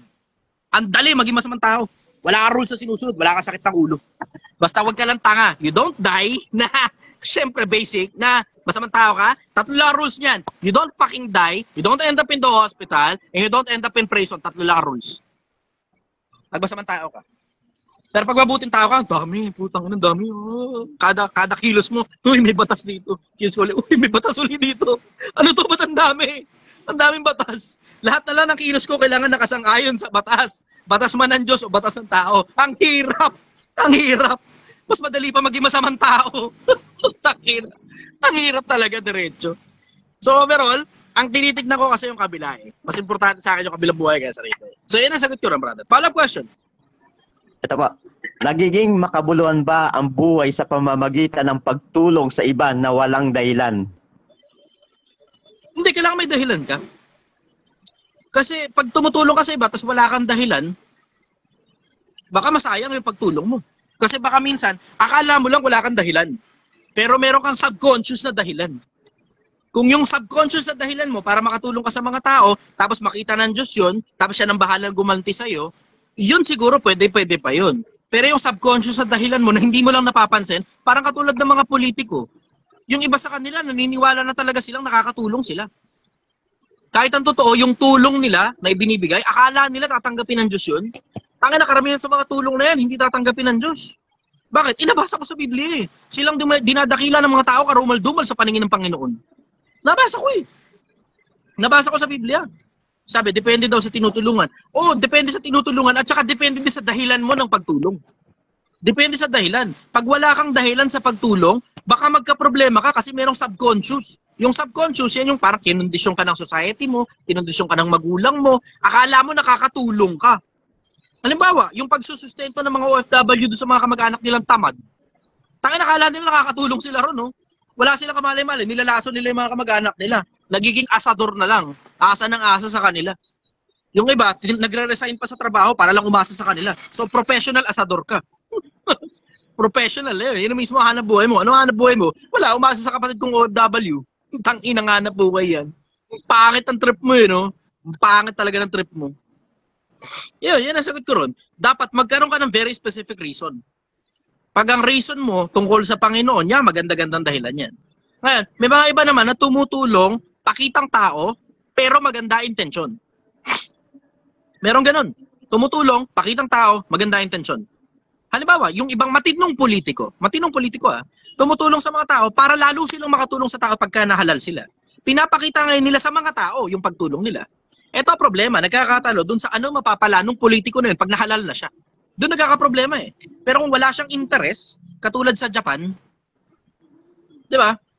Karamihan ng mga politiko, di naman niya lahat, pero maraming politiko sa Japan, kapag ka sa Japan ka pala politiko at napatunayang parang, alam mo yun, iwali ka, puta yung iba sa kanila, nagpapakamatay na lang, harakiri. Harakiri. Oh. Yung kasi ang dahilan kung bakit sila tumakbong politiko kasi gusto talaga nilang tumulong talaga. Legit. Versus dito sa Pilipinas, tangina nagpapanggap na tumutulong ang mga putang ina. Tapos lahat naman yun babawiin din nila pag nahalala sila. Ululong puta. Tangina mga tao yan. No? Anyway, sayaw na sila. Ipagpatawad na lang natin sa mga mayayaman yung kaprecho nila. Kaprecho lang naman nila yung pagtakbo sa politika eh. Makatulong daw ikaw, makatulong. Bahala ka sa buhay mo. Bahala ka sa buhay mo. Babawiin mo rin yan. Yung iba nga sa kanila, wala naman talaga nagagawa. Nagbudots-budots lang dun eh. Budots-bududut. Budots-bududut. Sa akin overall, diretso, may mga merong, alam mo, matuto ka lang na bumalanse. May mga pagtulong sa mga kapwa-tao na hindi nga tinatanggap ng Diyos. kasi ipinapakita mo sa mga tao. Propaganda yon, pero it is for a deeper meaning. It is for a deeper meaning. Merong ganun. Yung iba naman, wala talaga, tiwali lang talaga. Yan ang sagot ko rin. Follow-up question, brother. Ito po, ang modernong buhay ba ay nagbibigay sa atin ng higit na kalayaan o mas kaunting kalayaan kaysa sa nakaraan? Hindi ko kasi alam kung anong definition mo ng kalayaan eh. Kung bibigay mo sa akin definition mo ng kalayaan, magiging self-serving na yung tanong at masasagot niya na rin yung sarili niya. Ano ibig mo sabihin kalayaan? Sa modernong bagay, ay sa moderno natin po ay naging malaya po tayo dahil may mga technology na po tayo. And doon po sa nakaraan, may mga hindi pa walang kalayaan dahil hindi pa umuusbong ang kaalaman natin. Magkaiba yung konsepto ng kalayaan at saka kapasidad, brother. Baka nalilito ka lang. Kasi dati naman may kalayaan pa rin namang makausap yung ibang mga tao sa ibang mga bansa eh. Via sulat nga lang. Katulad sa Biblia at saka sa Quran, 'di ba? Yung mga sulat na yun. Mga sulat 'yan na isinulat para mabasa ng mga tao. Meron ding mga bagay na isinulat para basahin ng susunod na lahi. Pero dati, may kalayaan ka rin naman. Gaya ngayon, may kalayaan ka pa rin naman. Parehas lang naman ang kalayaan. Yung kapasidad at saka kapangyarihan para mangyari ng mabilis. Yun ang meron ngayon. Yung kapasidad na mabilis na makakausap mo yung nasa ibang bansa, isang tawag lang. Tingnan mo, katulad nitong broadcast na to, di ba? Kaya isipin mo, para di ba, broadcast ka ng live sa Facebook at saka sa YouTube, na sobrang daming tao nakikinig. Imagine mo yung ganyang konsepto, di ba? Dati, parang 100 taon nakakaraan, di mo magagawa yan. Pero ngayon, sa bariyang halaga, bariya lang ha, nakakatawa talaga to. Tuwa talaga ako sa internet, no? Pero hindi ko kasi, alam mo, inabutan ko tong internet, bata pa ako. Pero yung, alam mo yung first time kong nakagamit ng internet, hindi ko pa na-appreciate eh. Pero, nung mga panahon na bata pa ako na walang internet, naaalala ko yung konsepto dati na telepono, tas long distance. Tapos uso pa ang sulat ng mga panahon na yun. Long distance at saka sulat. Tumatawag na ang syota ko sa telepono, long distance. Long distance, long distance. Nire-rate na pala ang jowa ko sa telepono. Long distance, long distance, long distance. Pero wala akong magawa dahil nasa telepono. Salbakuta po yata yun, brother. Di mo alam yung kanta na yun? Salbakuta. Salbakuta. Ayun, follow-up question, brother. Ito po, follow-up question din po. Ano ang nakapagpapatibay sa iyong pagsasalita, brother? Yung alam ko sinasabi ko. Halata naman eh, di ba? Halata naman eh. Alam ko sinasabi ko. Hindi ako nag-iimbento. Kasi hindi naman ako masyado mahilig mag-iimbento. Maliban na, situational. Pero pag situational, sa mas madalas sa pagkakataon, yung mga tanong ninyo nanggagaling sa experience ko o sa experience sa ibang tao na nasaksihan ko. Lalo sa mga libro. Yun ang nagpapatibay sa pagsasalita ko. Yung credibility. Na alam mo, karamihan, hindi ko niya lahat. Kasi wala naman taong lahat na lang na sinabi mo mula nung pinanganak ka, tama. Di ba? Pero karamihan sa mga bagay na sinasabi ko sa internet, alam ninyo, subok ng panahon. Subok na matibay, subok na matatag. Follow-up question, brother. So, ito po.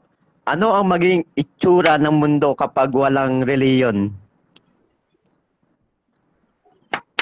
Ang relihiyon kasi yan yung mga seremonya at saka mga batas ng Diyos eh.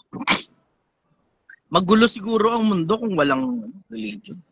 Baka mas maggulo kaysa ngayon. Kasi batas yan eh. Technically batas yan eh. Ang batas inilagay para hindi magulo. Ganon yung konsepto. Ang batas inilalagay para di magulo. Kasi pag walang batas, ang gulo ng paligid. You have total chaos.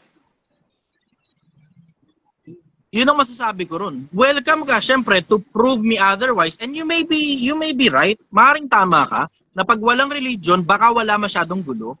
Pero tignan mo, yung Russia at saka Ukraine, parehas namang walang nakakapamaraling religion masyado dyan sa dalawa na yan. Pero nagkakagulo pa rin sila eh. Diba? So baka, ang masasabi ko, baka mas magulo ang mundo kung walang religion. Kasi tingnan mo, Zian Gaza nga eh, diba? I hate to quote him on this. Pero isa sa mga sinisisi niyang dahilan kung bakit daw magulo ang Pilipinas at mataas ang crime rate, dahil daw alleged lang ito, na syempre hindi ko sasabihin tama siya dito. Dahil daw sa Kristyanismo. Kasi doon daw kasi sa Thailand, kung saan man siya nandun, Thailand ba yun o Taiwan? Kung saan man siya nandun, dahil daw naniniwala ang mga tao sa konsepto ng karma, at pag gumawa ka ng mabuti, mabuti rin ang babalik sa'yo, at pag hindi ka gumawa ng mabuti, o masama yung ginawa mo, masama rin yung babalik sa'yo, natatakot ang mga tao, or rather than natatakot, pursigido sila na gumawa ng mabuti. Versus sa Kristyanismo na, patatawarin naman ako ng Diyos. Patatawarin naman ako ng Diyos. Bakit? Mapagpatawad ang Diyos. Mga tao, akala nila laruan yung Diyos. Gagawa ng katarantaduhan, tapos aasang mapagpatawad ang Diyos. Ay, nako, Pilipinas. Yung mga naituro sa'yo ng mga pastor mo, katarantaduhan. Ang Diyos, hindi konsentidor ng kagaguhan. Merong awa, andyan na. Paawain sa lahat, okay, sige. Pero hindi siya konsentidor ng katarantaduhan. Pag mula pinanganak ka, hanggang mamatay ka, umasa ka lang sa awa ng Diyos, tapos puro katarantaduhan lang ang ginagawa mo, papunta ka ng impyerno, highway to hell kang impacto ka. I'm on a highway to hell! Yan ang sagot ko ron. Brother, go. Next. Next question. Magiging mas mabuti ba o mas masaol pa ba ang mundo na walang kompetisyon? Kung walang kompetisyon, magulong mundo. Lahat tayo no malalamya. Kailangan mo ng kompetisyon, brother. Hindi pwedeng wala. Innate na sa tao yan. Tinan mo mga tao, gustong-gusto na challenge sila. Nakita niyo yung mga challenge na lumitaw sa mahabang panahon, yung parang ice bucket challenge, at yung iba-iba pang mga challenge sa internet. Ay, may push-up challenge pa nga eh. Gustong-gusto ng mga tao yan. Kasama yan, brother. Kasama sa buhay yan. So, ang masasabi ko ron diretso, wala masyadong pakinabang yung tanong na yun eh. Doon tayo sa mga iba pang tanong mo. Go. Ano ang nagpapalakas ng loob mo na harapin ang problema? Pag may problema, may sakit ako ng ulo. So, kailangan ko lakasan yung loob ko para matanggal yung sakit ng ulo. Yung practical yun. Yung basic. Practical. Hindi ko gusto ng sakit ng ulo. So, hindi ako gagawa ng sakit ng ulo. Pag nagkaroon ng sakit ng ulo, re-resolvehin ko kagad para wala sakit ng ulo. Peace of mind. Paano ba peace of mind? Pag wala kang sakit ng ulo, may peace of mind ka. Pag yung sakit ng ulo ng ibang tao, wala kang pakialam, may peace of mind ka. May kapayapaan sa buhay. Peace of mind. Kasi tinan mo, ito, gusto kong pag-usapan sandali ang peace of mind. May pakinabang to sa sobrang daming tao. Yung mga iba kasi, peace of mind, parang hinihiling pa nila sa birthday nila yan eh. Ang peace of mind, tinatrabaho, hindi yan hinihiling sa birthday. Tinatrabaho yan. Paano magkaroon peace of mind? Pag wala kang problema, ano ibig sabihin? Pag nagkaroon ka ng problema, resolvehin mo na kagad para tapos na. Yun. Tapos tingnan mo, pansinin mo. May mga tao, yung mga problema nila resolvado naman. Paano walang peace of mind? Kasi yung problema ng iba, kinakain nila. Tangin ang tigas ng ulo mo eh, di ba? Okay lang yan na tumulong ka sa ibang tao. Partihan mo lang ng patsi lang ng kung ano man na meron sa'yo, na sobra sa'yo. Pero yung tao, sasampal sa'yo ngayon yung problema niya, tapos niresolve mo yung problema niya, ikaw na ngayon na may problema. Good morning! Putang ina mo. Good morning ka ngayon. Pagising mo pa lang, problemado ka na agad. Paano mo sisingilin yung hayop na yun? Nangutang sa'yo ng pera, 100,000. 100,000 lang din na meron ka. Ito lang kasi meron ako, soli mo kagad. Oo, sige, tutubuan ko pa 10%. Pinautang mo. Ngayon, ang putang ina ngayon, nung pinautang mo, hindi na ngayon mahagilap yung tao, problema mo na ngayon, paano mo sisingilin yung hayop na yan? No? Tamo. Yung mga tao tanga eh. Pag may tao may problema, hayaan mo lang siya. Meron ka ba itutulong? Meron kang sobra. Yung sobra mo, na ikaw na magdesisyon, magkano ba yung putang ina sobra na yan? Ibato mo ngayon dun. Huwag mo nang i-open kung ano man problema niya, bahala na. Bato mo lang yung sobra mo ron, ayos na yun. Pero hindi yan para putang ina, buong problema niya. Ikaw ngayon ang problema. O di ngayon, tangina, imbis na wala kang problema, kasi lahat ng problema mo, ginagawa mo ng paraan, nagkaroon ka tuloy ng problema ng ibang tao. Sinaksak sa'yo. Siya wala ng problema. Ikaw ngayon yun naman ang problema. Putang inang yan. Ikaw ngayon walang peace of mind. Tingnan mo, yun ang utang sa'yo, sarap ng tulog. Ikaw mukhang tanga. Ikaw yung di makatulog ngayon sa gabi. Tinangahan mo eh. Follow-up question, brother. Bakit kailangan mong maawa sa taong nanakit sa'yo? Kasi gugustuhin mo rin na pag ikaw naman yung nakasakit, maawa din sa'yo. Practical, no? Practical! Oo. Maaari nga na hindi mangyari yon, maaari din naman na mangyari. Kasi yung bagay na ginawa mo sa isang tao at ginagawa mo sa iba pang mga tao na kabutihan, nababalitaan ng sobrang daming tao yan. Nababalitaan nila yan. Tapos, meron ngayong bla-bla na ikaw naman ang ngayon na nakasakit. May mga tao rin na nakabalita naman ng kabutihan mo in the past na alam mo hindi naman talaga ganyan yung tao na yan. Hindi ko alam bakit na nangyari, ba't nagkaganyan Baka hindi naman sinasadya. Bakit? Dati panahon, nasaktan yan, nagpatawad lang siya. Ganun. Yun. Practical, brother. Follow up question, go. Paano ba ang paraan ng pagpapatawad sa kapwa? Yung mga wag mo nang alalahanin. Ganun na lang. May nagawa sa yung di maganda, wag mo nang alalahanin. Paano wag alalahanin? Yung konsepto na okay na, ayos na, hindi ka na nanghihingi na mabawian mo pa. Hindi na. Hindi ka na nangahangad na bumawi pa. Hindi mo na rin inaalala. Pero hindi yan sa katangahan napapayagan mong ulitin niya yung parehas na kagaguhang ginawa niya sa'yo. Katangahan na yan kapag ginanon mo. Katangahan yan kapag ginanon mo. Nakita mo na di ba? Nagkalat ka ng pera sa bahay. May pera ka sa bahay. May bisita ka ngayon dumating. Ninakaw yung pera mo. Papapasukin mo ulit sa bahay mo yun pag pinatawad mo na. Putang ina mo naman, Brad. Antanga mo naman. No? Nangutang sa'yo. 1,000. Tapos hindi na sinoli. Pinatawad mo na. Mutang uli sa'yo, pinautang mo ulit. Antanga mo naman. Antanga mo, bobo ka. Tangina, ang tanga mo. Yan ang sagot ko ron. Follow-up question. Ano ang sulit na gawin sa oras?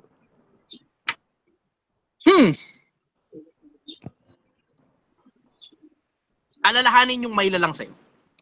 Yan ang pinakasulit. Yun. Hindi ka mamamali ron. Bakit? May lumalang man o wala, isipin mo lang na may gumawa tapos may nanonood sa'yo, pipilitin mo magmaayos yung buhay mo. Pipilitin mo rin maging resultado. Bakit? Isipin mo, gusto ba ng Diyos na tamad? Di ba? Kung ba, kunyari lang may Diyos. Gusto mo kaya niya nagtamad ka? Binigyan ka ng buhay, ayaw mo sulitin yung buhay na meron ka. Gusto mo pahiga-higa lang. Di ba? Alalahanin mo may gumawa sa'yo. Yun, sulit yun. Sulit. Kasi, hindi ko niyo papansin oras lang naman na meron talaga tayo rito Talagang sariling atin, oras lang. Lahat ng mga gawin mo rito, ng mga naging resulta ng mga bagay na ginawa mo, nagkapera ka, bahay ka, kotse ka, at lahat ng bagay na iiwan mo rin lahat yan pagkamatay mo. Di ba? Meron talaga tayo rito, oras. Ano ngayon yung sulit na gawin sa oras? Kung totoo mang may gumawa, ilan mo sa kanya yung oras mo. Baka dugtungan niya yung meron ka.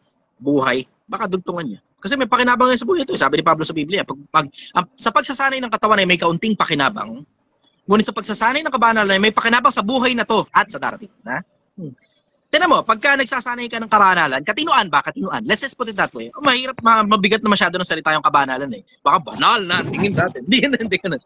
Pag nagsasanay ka ng katinuan. Pag nagsasanay ka ng katinuan, mapapansin mo, yung mga tao gustong-gustong dumidikit sa iyo. Kasi matino ka resultado ka Magaling ka, matigas ka, malupit ka, matino ka in general.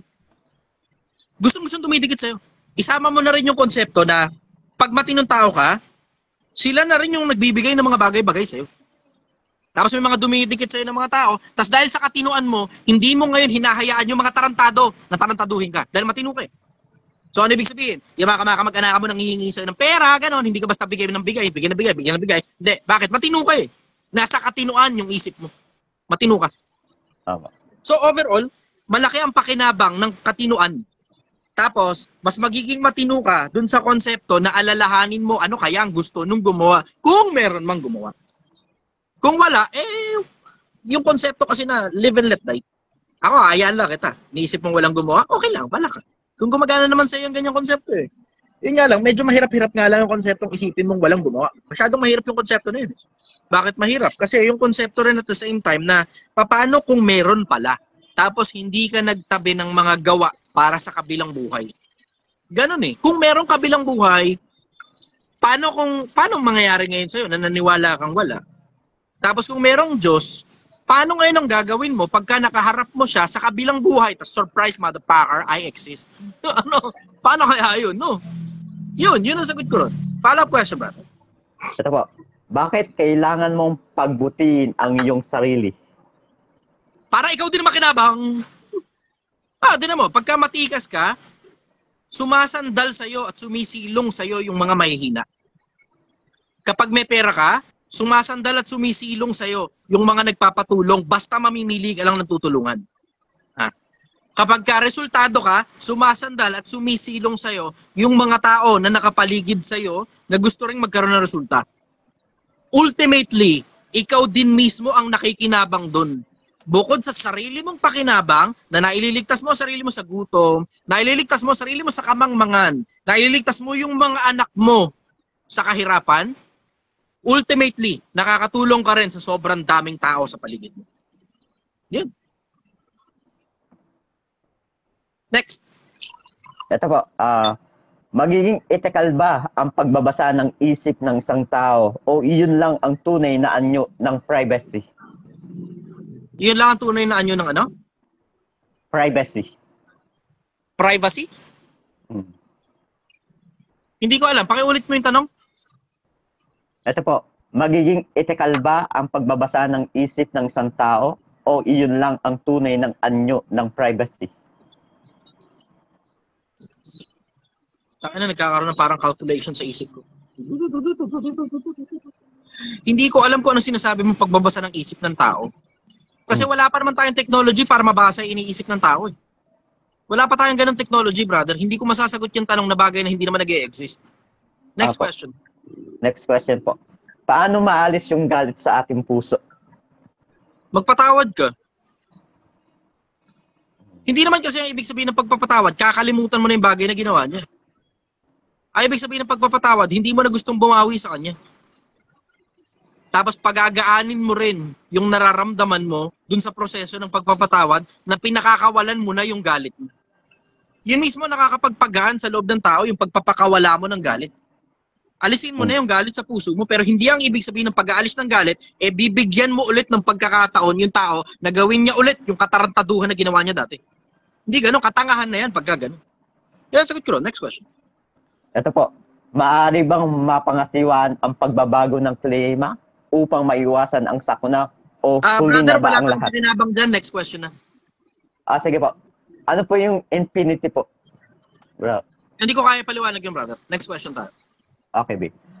Ang kamalayan ba ay isang katangian ng tao ay maaari nating kontrolin? Oo.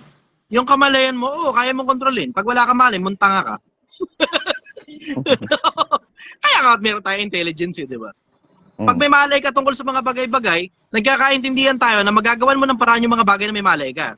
Pag wala ka malay, muntanga ka. Subukan mong himatayin sa publiko, muntanga ka. Ang pinagtitinginan ka ng mga tao, wala ka malay eh. Kamalayan, di ba? Yung kamulatan ng kamalayan, ibang usapan yan. Hindi ka masyado magmumukhang tanga kapag naiintindihan mo yung bagay na kinikilos mo at sinasabi mo. Pag-aral ka, you make calculated decisions. Pag-aral ka. Pero pag wala kang malay tungkol sa maraming bagay ng buhay, tapos nag-iimbento ka lang ng konsepto, tanga na magkakaproblema ka talaga dyan. Ayun, katulad nun, hindi ko napansin na isang oras na pala tayo. Kausapin ko muna yung iba, ha? Opo, salamat po, brother. Sulot po sa sa kaalaman mo, Sige, sa damihan mo pa yung karunungan. tanong mo susunod para pagka bukas uli. Yun, meron ulit. Opo. Salamat Okay. po, brother. Thank you, brother. Na-appreciate kita. Thank you, brother. Ang dami nung listahan mo. Natutuwa ako sa'yo. Saya ko Opo. ron. Kasi may ginagawa Sinulit ko na eh. Doon sa mga Opo. magtatanong, ilagay ninyo sa papel. Kasi makakalimutan nyo yung mga tanong nyo sa akin pag hindi nyo sinusulat sa papel, lalo sa mga pumupunta rito. Yung pumupunta rito, boss, ang dami kong tanong eh. Okay, sige, isa-isahin na natin. Anong tanong mo? Nagtanong ng isa. Sumagot ako, 5 minutes. Tulala na kagad siya. Tangina, ganun pala yun, boss.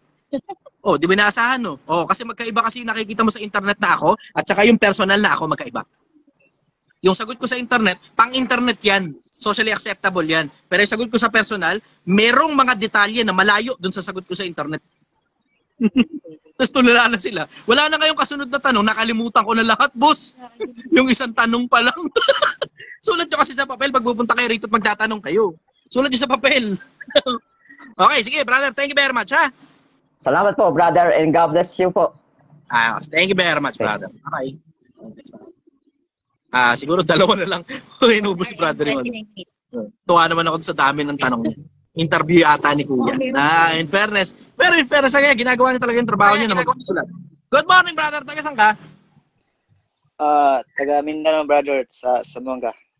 Zamboanga. Okay. Ano tanong mo? Dito po. Yung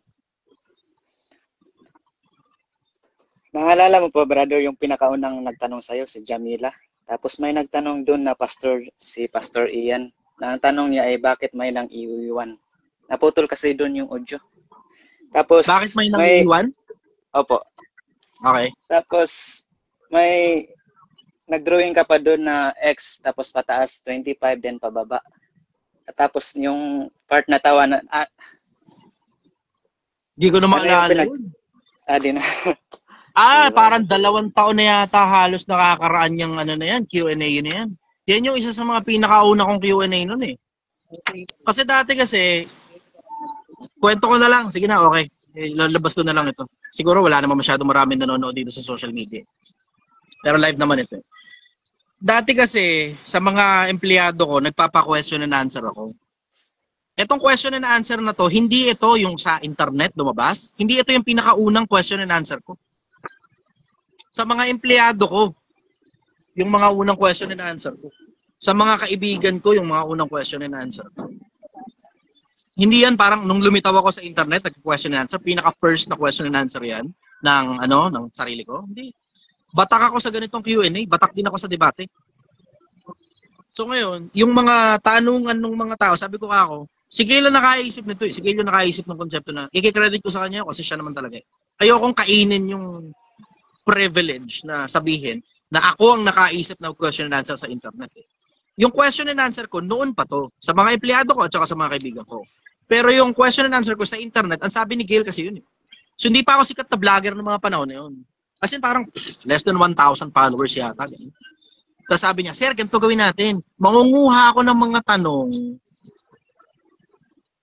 Hindi. Parang ang sabi niya yata nun, sir, yung question and answer natin dito, kasi hindi pwedeng parang kami lang yung nakakarinig nito eh. Dapat ilabas mo sa internet to. Sabi ko, sabi ko, hindi ko alam kung uubra eh. Tignan natin, sige, ang gawin mo, magpakuha ka ng mga tanong galing sa mga tao. Sabi ko sa kanya. Tapos, preferably, yung mga taong resultado. Yung kuhanin mong mga tanong. So, meron siyang mga tanong galing sa mga ordinaryong tao, mga kaibigan niya, ganun, sige. Tapos, meron din siyang mga tanong galing sa mga matataas na tao. So, ganun yung nangyari. So, meron siyang listahan ng mga tanong. Doon ngayon yun, na yung listahan niya ng mga tanong, sabi ko sa kanya, wag mong papakita sa akin yung mga tanong. Kasi hindi masaya kasi yung konsepto na scripted. Tapos mag-iimbento ako ng sagot, tapos isusulat ko pa sa papel. Tapos, tsaka ako ngayon i-recite yun kasi kinabisado ko na yung tanong. Hindi ka ako masaya yun. Mas masarap yung impromptu lang. Mas masaya yung ganun. Kasi yung impromptu, may lalabas mo expression mo eh. Versus yung scripted, na kinabisado mo na, iba ang labas nun. As in, ang lala talaga. Sinubukan namin yun. Tinesting namin yun. Parang isang shoot lang. Tapos kinabisado ko yung mga sagot doon sa mga tanong. Tapos detalyado. Tapos kompleto pa na research. Sinubukan namin. Kinang boring. walang matinding emotions katulad itong live. Mas masarap yung minsan kulang, minsan sobra, minsan sa liwa ng kapiraso kasi na-distract ako. Tapos minsan naman, alam mo yung on point. Masarap yung may konting diferensya. Masarap yun. Sabi ko ako sa kanya, huwag papakita sa akin yung mga tanong ng mga tao. Huwag papakita sa akin yung mga tanong ng mga tao. Ang gawin natin, yung question and answer, kumuha ka lang ng mga tanong galing sa mga tao. Tapos tatanong mo sa akin sa camera. Tapos ang intro naalala ko ang intro may naisip si Gayle, sabi ko sa kanya. May naisip si Gayle. Ito si Gayle, tinapat ko sa kanya camera, sumagano pa siya. Sabi niya, yung question and answer daw, wala si brother. Ilabas daw sa internet. Sabi ko, sige, ilabas natin sa internet. Yung tanong pastor, hindi ko na maalala. Hindi ko na rin maalala kung ano sagot ko eh. Pero nawala nga audio ron sa parang kalahati yata ng Tapos dati, yung question and answer na yun, isang buong oras yun, sinushoot pa namin yun. Hindi siya live. Harapan yun. Tinatanong niya sa akin yun nang hindi ko alam kung ano yung mga tanong. Tapos sumasagot lang ako ng sagot na kung ano man yung nasa isip ko, yun lang yung sinasagot ko. Pero sinushoot namin yun. So hindi siya live. So shoot namin, isang oras yun. Tapos tsaka ako ngayon i-upload. Yun yung mga panahon na hindi ko pa naiisip na mag-live sa internet. Hindi pa. Dalawa yata o tatlo yung episode ko na ganun. Hindi ko na maalala eh. Pero yung pinakaunang-una na yun, yun yung tanong niya, parang pinakauna na yun. Pinakaunang live yun. Naalala ko yun, oo. Naalala ko yun. Hindi ko na rin maalala kung ano yung tanong, hindi ko rin maalala kung ano yung sagot eh. Pero ngayon naging interesado yung mga tao tungkol doon sa ano na yun, sa question and answer na yun. Hindi ko na maalala eh, sayang. Kasi pag ako kasi sumasagot, meron lang akong hanay ng katotohanan na pinagbabasihan. Ito problema, yung detalye ng hanay ng katotohanan na yun, impromptu yun. So may mga pagkakataon, hindi ko na maalala kung ano yung eksaktong isinagot ko, pero naaalala ko yung hanay ng katotohanan na ginagamit ko. Hindi ko lalabas yan sa internet. Hindi ko lalabas sa internet yan. Hindi ko lalabas sa internet yan. Yung kung paano ako nakakahanap ng mga sagot sa mga tanong, hindi ko lalabas sa internet yan. Gagamitin ng mga tarantado yan. Gagamitin ng mga tarantado yan. Para gumaya sa programang katulad ng akin, tapos gagamitin na sa kaululan nila. Hindi ko lalabas sa internet yan. Huwag mong ibibigay ang mga perlas mo sa mga baboy. Pero merong paraan kung paano mo makukuha na sobrang bilis mong sumagot sa tanong. May paraan yan. Hindi ko lalabas sa internet yan. Maingat ako sa paglalabas sa mga bagay na mga natututunan ko, lalo na yung mga bagay na hindi biro ang tindi ng pakinabang, tapos iniisip ko na gagamitin ng mga tarantado sa kagaguhan nila, sa mga kaululan nila. Kaya magagawa nyo lang, simple. Tumutok lang kayo sa live ko, tapos kopyahin nyo yung mga sinasabi ko, i-rebrand nyo lang yan. Ito problema nyo. Pag narinig ng tao galing sa bunganga nyo yan, alam ng mga tao galing kay Chichester yan. Alam ng mga tao galing kay Chichester yan. Meron nga ako nakitang isa eh. Dumadaan sa newsfeed ko. Pagdaan sa newsfeed ko, sabi ko, tangina, alam ko yan, narinig ko yan. Narinig ko yan. Pinakita ko sa iyo yun, di ba? Sabi niya, ganito. Ito, mapakita ko sa inyo. Ano, extra ko na. Sabi niya, ganito. Ito daw ikaw yung kinikita mo. Alam niyo yan. Ako naglabas niyan sa internet. Ito yung kinikita mo, ito yung ginagastos mo. Ang tawag dito, ipon. Yan. Yung tawag dyan, ipon. Pag binaligtad mo yan, ito yung ginagastos mo, ito yung kinikita mo, tawag dito utang. Ako naglabas yan sa internet, alam niyo yan, alam niyo yan, ako naglabas yan sa internet. Merong gumaya, pinarehas din. Ito daw ikaw yung kinikita mo, ito daw ikaw yung ginagastos mo. Tapos ito daw ika, investment na. Investment daw ika, investment. Wala akong sinabing gano'n, investment. Kaya pala niya sinabing investment kasi may binibenta siyang course. Tangina. Woohoo! Woohoo! Woohoo! Nirebrand at pinakikinabangan sa kaululan. Okay lang sa akin, bahala ka, gamitin mo yan, bahala ka, kasi at the end of the day, pag nakita ng mga tao yan at kumalat yan, alam ng mga tao kung kanino unang-una, sino unang-una naglabas niyan. Alam ng mga tao yun kung sino unang-unang naglabas niyan sa internet. Sa akin, okay lang na kopyahin nyo, basta huwag nyo lang gagamitin sa kagaguhan, huwag nyo lang gagamitin sa pang-scam. Walang problema, kahit hindi nyo na-credit sa akin, okay lang yun.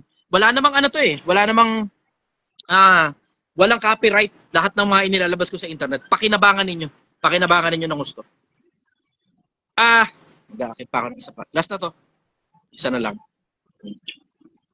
Kasi nasa halos. Tsaka mambo na rin. hour and 47 minutes. Sarap.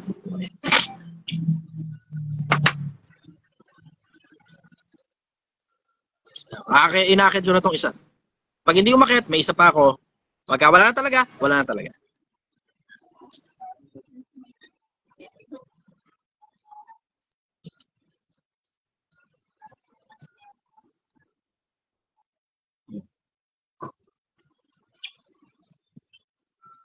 Is he speaking Cambodian? Teknolodya! Teknolodya! Next time. Ray Fajardo. Up to the address. Wala na. Sige. Habol. Sino gusto umabol? Nandito yung 4 na square. Nandyan yan yung option para mag-request kayo na umakit sa live. Habol kung sino gusto umabol. Pag wala na, wala na. Sige. 10 seconds. Go. Ito yung 4 na square. Nandyan yung option para umakit sa live. Nandito sa baba. Ayun. Meron isa. Habol to habol. Ace Cruz.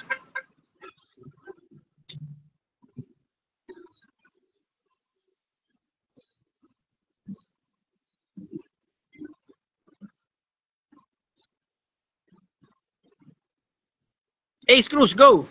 Dali, go! Ace Cruz, pindutin mo na. Hindi ko rin alam kung paano pipindutin yun. Try mo nga may konti na umakyat sa live. Ako, gagamitin ko yung cellphone. Akit ako sarili ko live. Para nga makapagturo ako rito sa mga tong paano. Kasi minsan may mga pagkakataon, kailangan pa pala i-confirm yun eh. Yung nag-request na sila na umakyat sa live, kinonfirm mo na, kailangan pa pang i-accept pa pala yun. Ang dami-daming prosesong hindi kailangan. Ang Facebook, pakiayos. Facebook, pakiayos. Hindi naman ako pinakinggan ng Facebook, malaki. Wala, negative si Ace Cruz. Ano isa pa?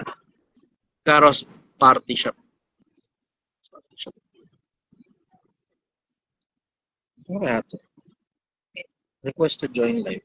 Request to join. Send request. Nag-request ako na umakyat sa sarili ko live. Oh, yun. Party Cruz. Brother, good morning. Taga saan ka?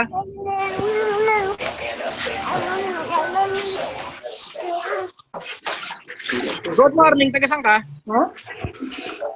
Ikaw, ne? Oh, ikaw na yan. Go. Oh, buwan. Hello, idol. Buwan na sobrang doon. Taga saan ka, te? Taga Negros Oriental po, Gihulngan.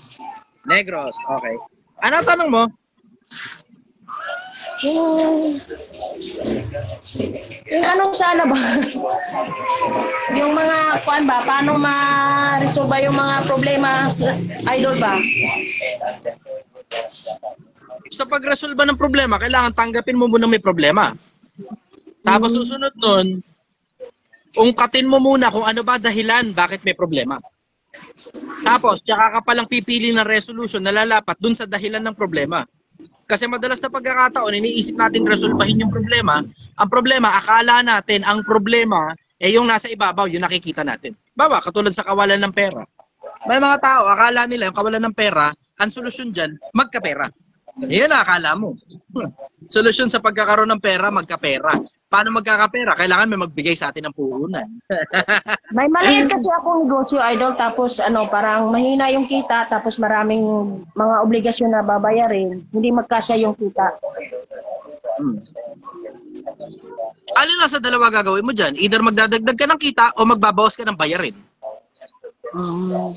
Ang gawin mo, ganito, sulat mo sa papel lahat ng mga bayarin mo. Paglipas ng isang linggo, lahat, as in lahat, kaisa-isa, bawat isa, lahat isulat mo sa papel. Araw-araw susulat mo yan. Pagkatapos ng isang araw, pangalawang page ka naman, sulat mo ulit doon. Pangatlong page ka naman, susunod na araw. Tapos sa loob ng isang linggo, malalaman mo na ngayon doon kung alin-alin yung mga bayarin na hindi kailangan. Paglipas sa isang buwan, alam mo na lahat, malinaw na sa'yo kung bakit ka lagi na lang nawawalan ng pera. Kasi mag-a-abroad nga sana ako, tapos biglang nabuntis ako, tapos hindi natuloy yung pag-abroad ko. Kaya gusto ko sanang magdagdag ng extra income, mag-affiliate sa TikTok po. O di gawin mo na. Pero kailangan mo munang ilista muna lahat ng mga gastos mo kasi kahit gaano pa karami yung kinikita mo, pag hindi mo alam kung saan napupunta, ubos pa rin yan kahit mag-abroad ka pa o mag-affiliate ka pa o kung ano ba nang gawin mo, pag hindi mo alam kung saan napupunta pera mo, lagi na lang nauubos. O mo yun? Gusto ko kasi mag-extra income kasi daming utang na babayarin ba, kaya gusto ko magka-income. Yung sa affiliate sana, idol, maitanong ko lang po, yung magawa ka ng TikTok tapos ililink ko sa Facebook mo, ganun ba yun? Hindi, gagawa ka TikTok. Tapos pupunta ka sa YouTube. Tapos titignan mo kung paano maging affiliate. May step by step na proseso sa YouTube. May kakilala kasi ako, nag-affiliate siya sa TikTok yata, tapos malaki ang commission niya, pero yung Facebook niya walang naka-post na yung pangbenta. Sa TikTok yata siya nagpo-post. Sa TikTok yun. Kaya nga sabi ko sa'yo, mag-YouTube ka, tapos tignan mo kung paano gumagana yung marketing affiliate. Ang tawag dyan, marketing affiliate sa TikTok. Type mo lang, marketing affiliate, TikTok. Yun, lalabas na yun. Daming instruction doon, sundin mo lang yung instruction. Huwag ka na bibili ng mga putang ng mga course na kaletsehan. Kasi kung magawa sa'yo ng course dyan, bibigay ng instruction kung paano, tapos gagawa ng course. Kasi nagkaroon na kasi ako ng yung libre na kukuha mo sa YouTube, yun din yung ginagawa nilang course. Kaya nga, nagkakaroon na kasi ako ng trust issue. Yung nakaraang taon na scam po kasi ako. Kala ko mawi-withdraw pa yung pera po, hindi na pala. Yun ang simula ng kalbaryo ng pagninegosyo ko. Kailangan mo lang talagang gumawa ng calculated risk. Susugal ka. Pero yung sugal mo, dapat, kahit malugi ka, yung perang inilabas mo, okay lang, walang problema sa'yo mawala. Ganon. Wala nang mailabas. Ubos na. Oh, di may tindahan ka naman eh. Galingan mo na lang sa pagmamaneho ng tindahan mo. Kaya nga, Pag wala kang ginagawa, pag live ka sa TikTok. kasi mag-aabot na sana ako kasi tapos biglang may Wala tayong magagawa dun sa sanang nagawa mo. Hindi nga nangyari yun eh. Kailangan mo ng kumilos. Kasi Kaya puro, sana magaganto ako, sana magaganon ako. Ang dami mong gustong gawin, wala ka namang kinikilusan eh.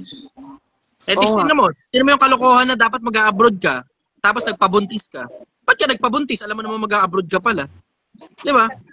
Ang dami mong bagay na sinasabing gagawin mo, pero hindi mo ginagawa, tapos yung taliwas doon, yun pa ginagawa mo. Kaya ka nagkakandaletse-letse eh. Kasi hindi mo ginagawa yung dapat mong ginagawa. Yung hindi mo dapat ginagawa, yun ngayon ang ginagawa mo. O, tinan mo, katulad ng kaletse na nagpabuntis kang alam mo dapat pa-abroad ka. Hindi ko man kasi alam yun eh. Hindi mo alam? May sisa matres tapos di ko alam na nabuntis pala ako. Yung pang-medical na doon nalaman. Pipigil sa'yo na magkaanak ka. Ba't ka umaasa sa bagay na alam mo namang hindi gumagana? Pag may sisa matres, hindi nagkakaanak? Saan mo nakukuha yung mga ganyan? Kaya ako, diretso, kilusan mo na lang. Kung may gusto kang gawin, kumilos ka na lang. Tapos tigilan mo kasi yung paggawa ng mga bagay na alam mong hindi mo naman dapat ginagawa sa panahon na kumikilos ka. Oo, may yun? Oo. Yes. Tsaka tigilan mo yung pagpapabuntis. Problema na nga yung pera eh. Papabuntis-buntis ka pa. Kaya nga. Hindi ko maintindihan sa mga tao eh. Alam mo na nga, problemado ka na sa pera. Nagdadagdag ka pa ng responsibilidad. Dadagdag ka pa ng bungangang papakainin, ng papadayaperin, ng papagatasin, palalakihin, gagastusan. Hindi ko maintindihan kung bakit hindi pa nga nakakagawa ng pera, nagdadagdag ka na ng gastusin. Tigilan yung pagpapabuntis kasi. Tangina, kalma mo kasi Pepe mo, te. Kome on? Yes po. Okay, follow-up question. Yan lang po. Okay, thank you very much. Bye-bye. Okay. Bye. Ako lang yata yung may kayang sabihin yun tapos hindi na-offend yung kausap ko yun. Anyways, magandang umaga sa inyo Pilipinas. Mahal na mahal kita.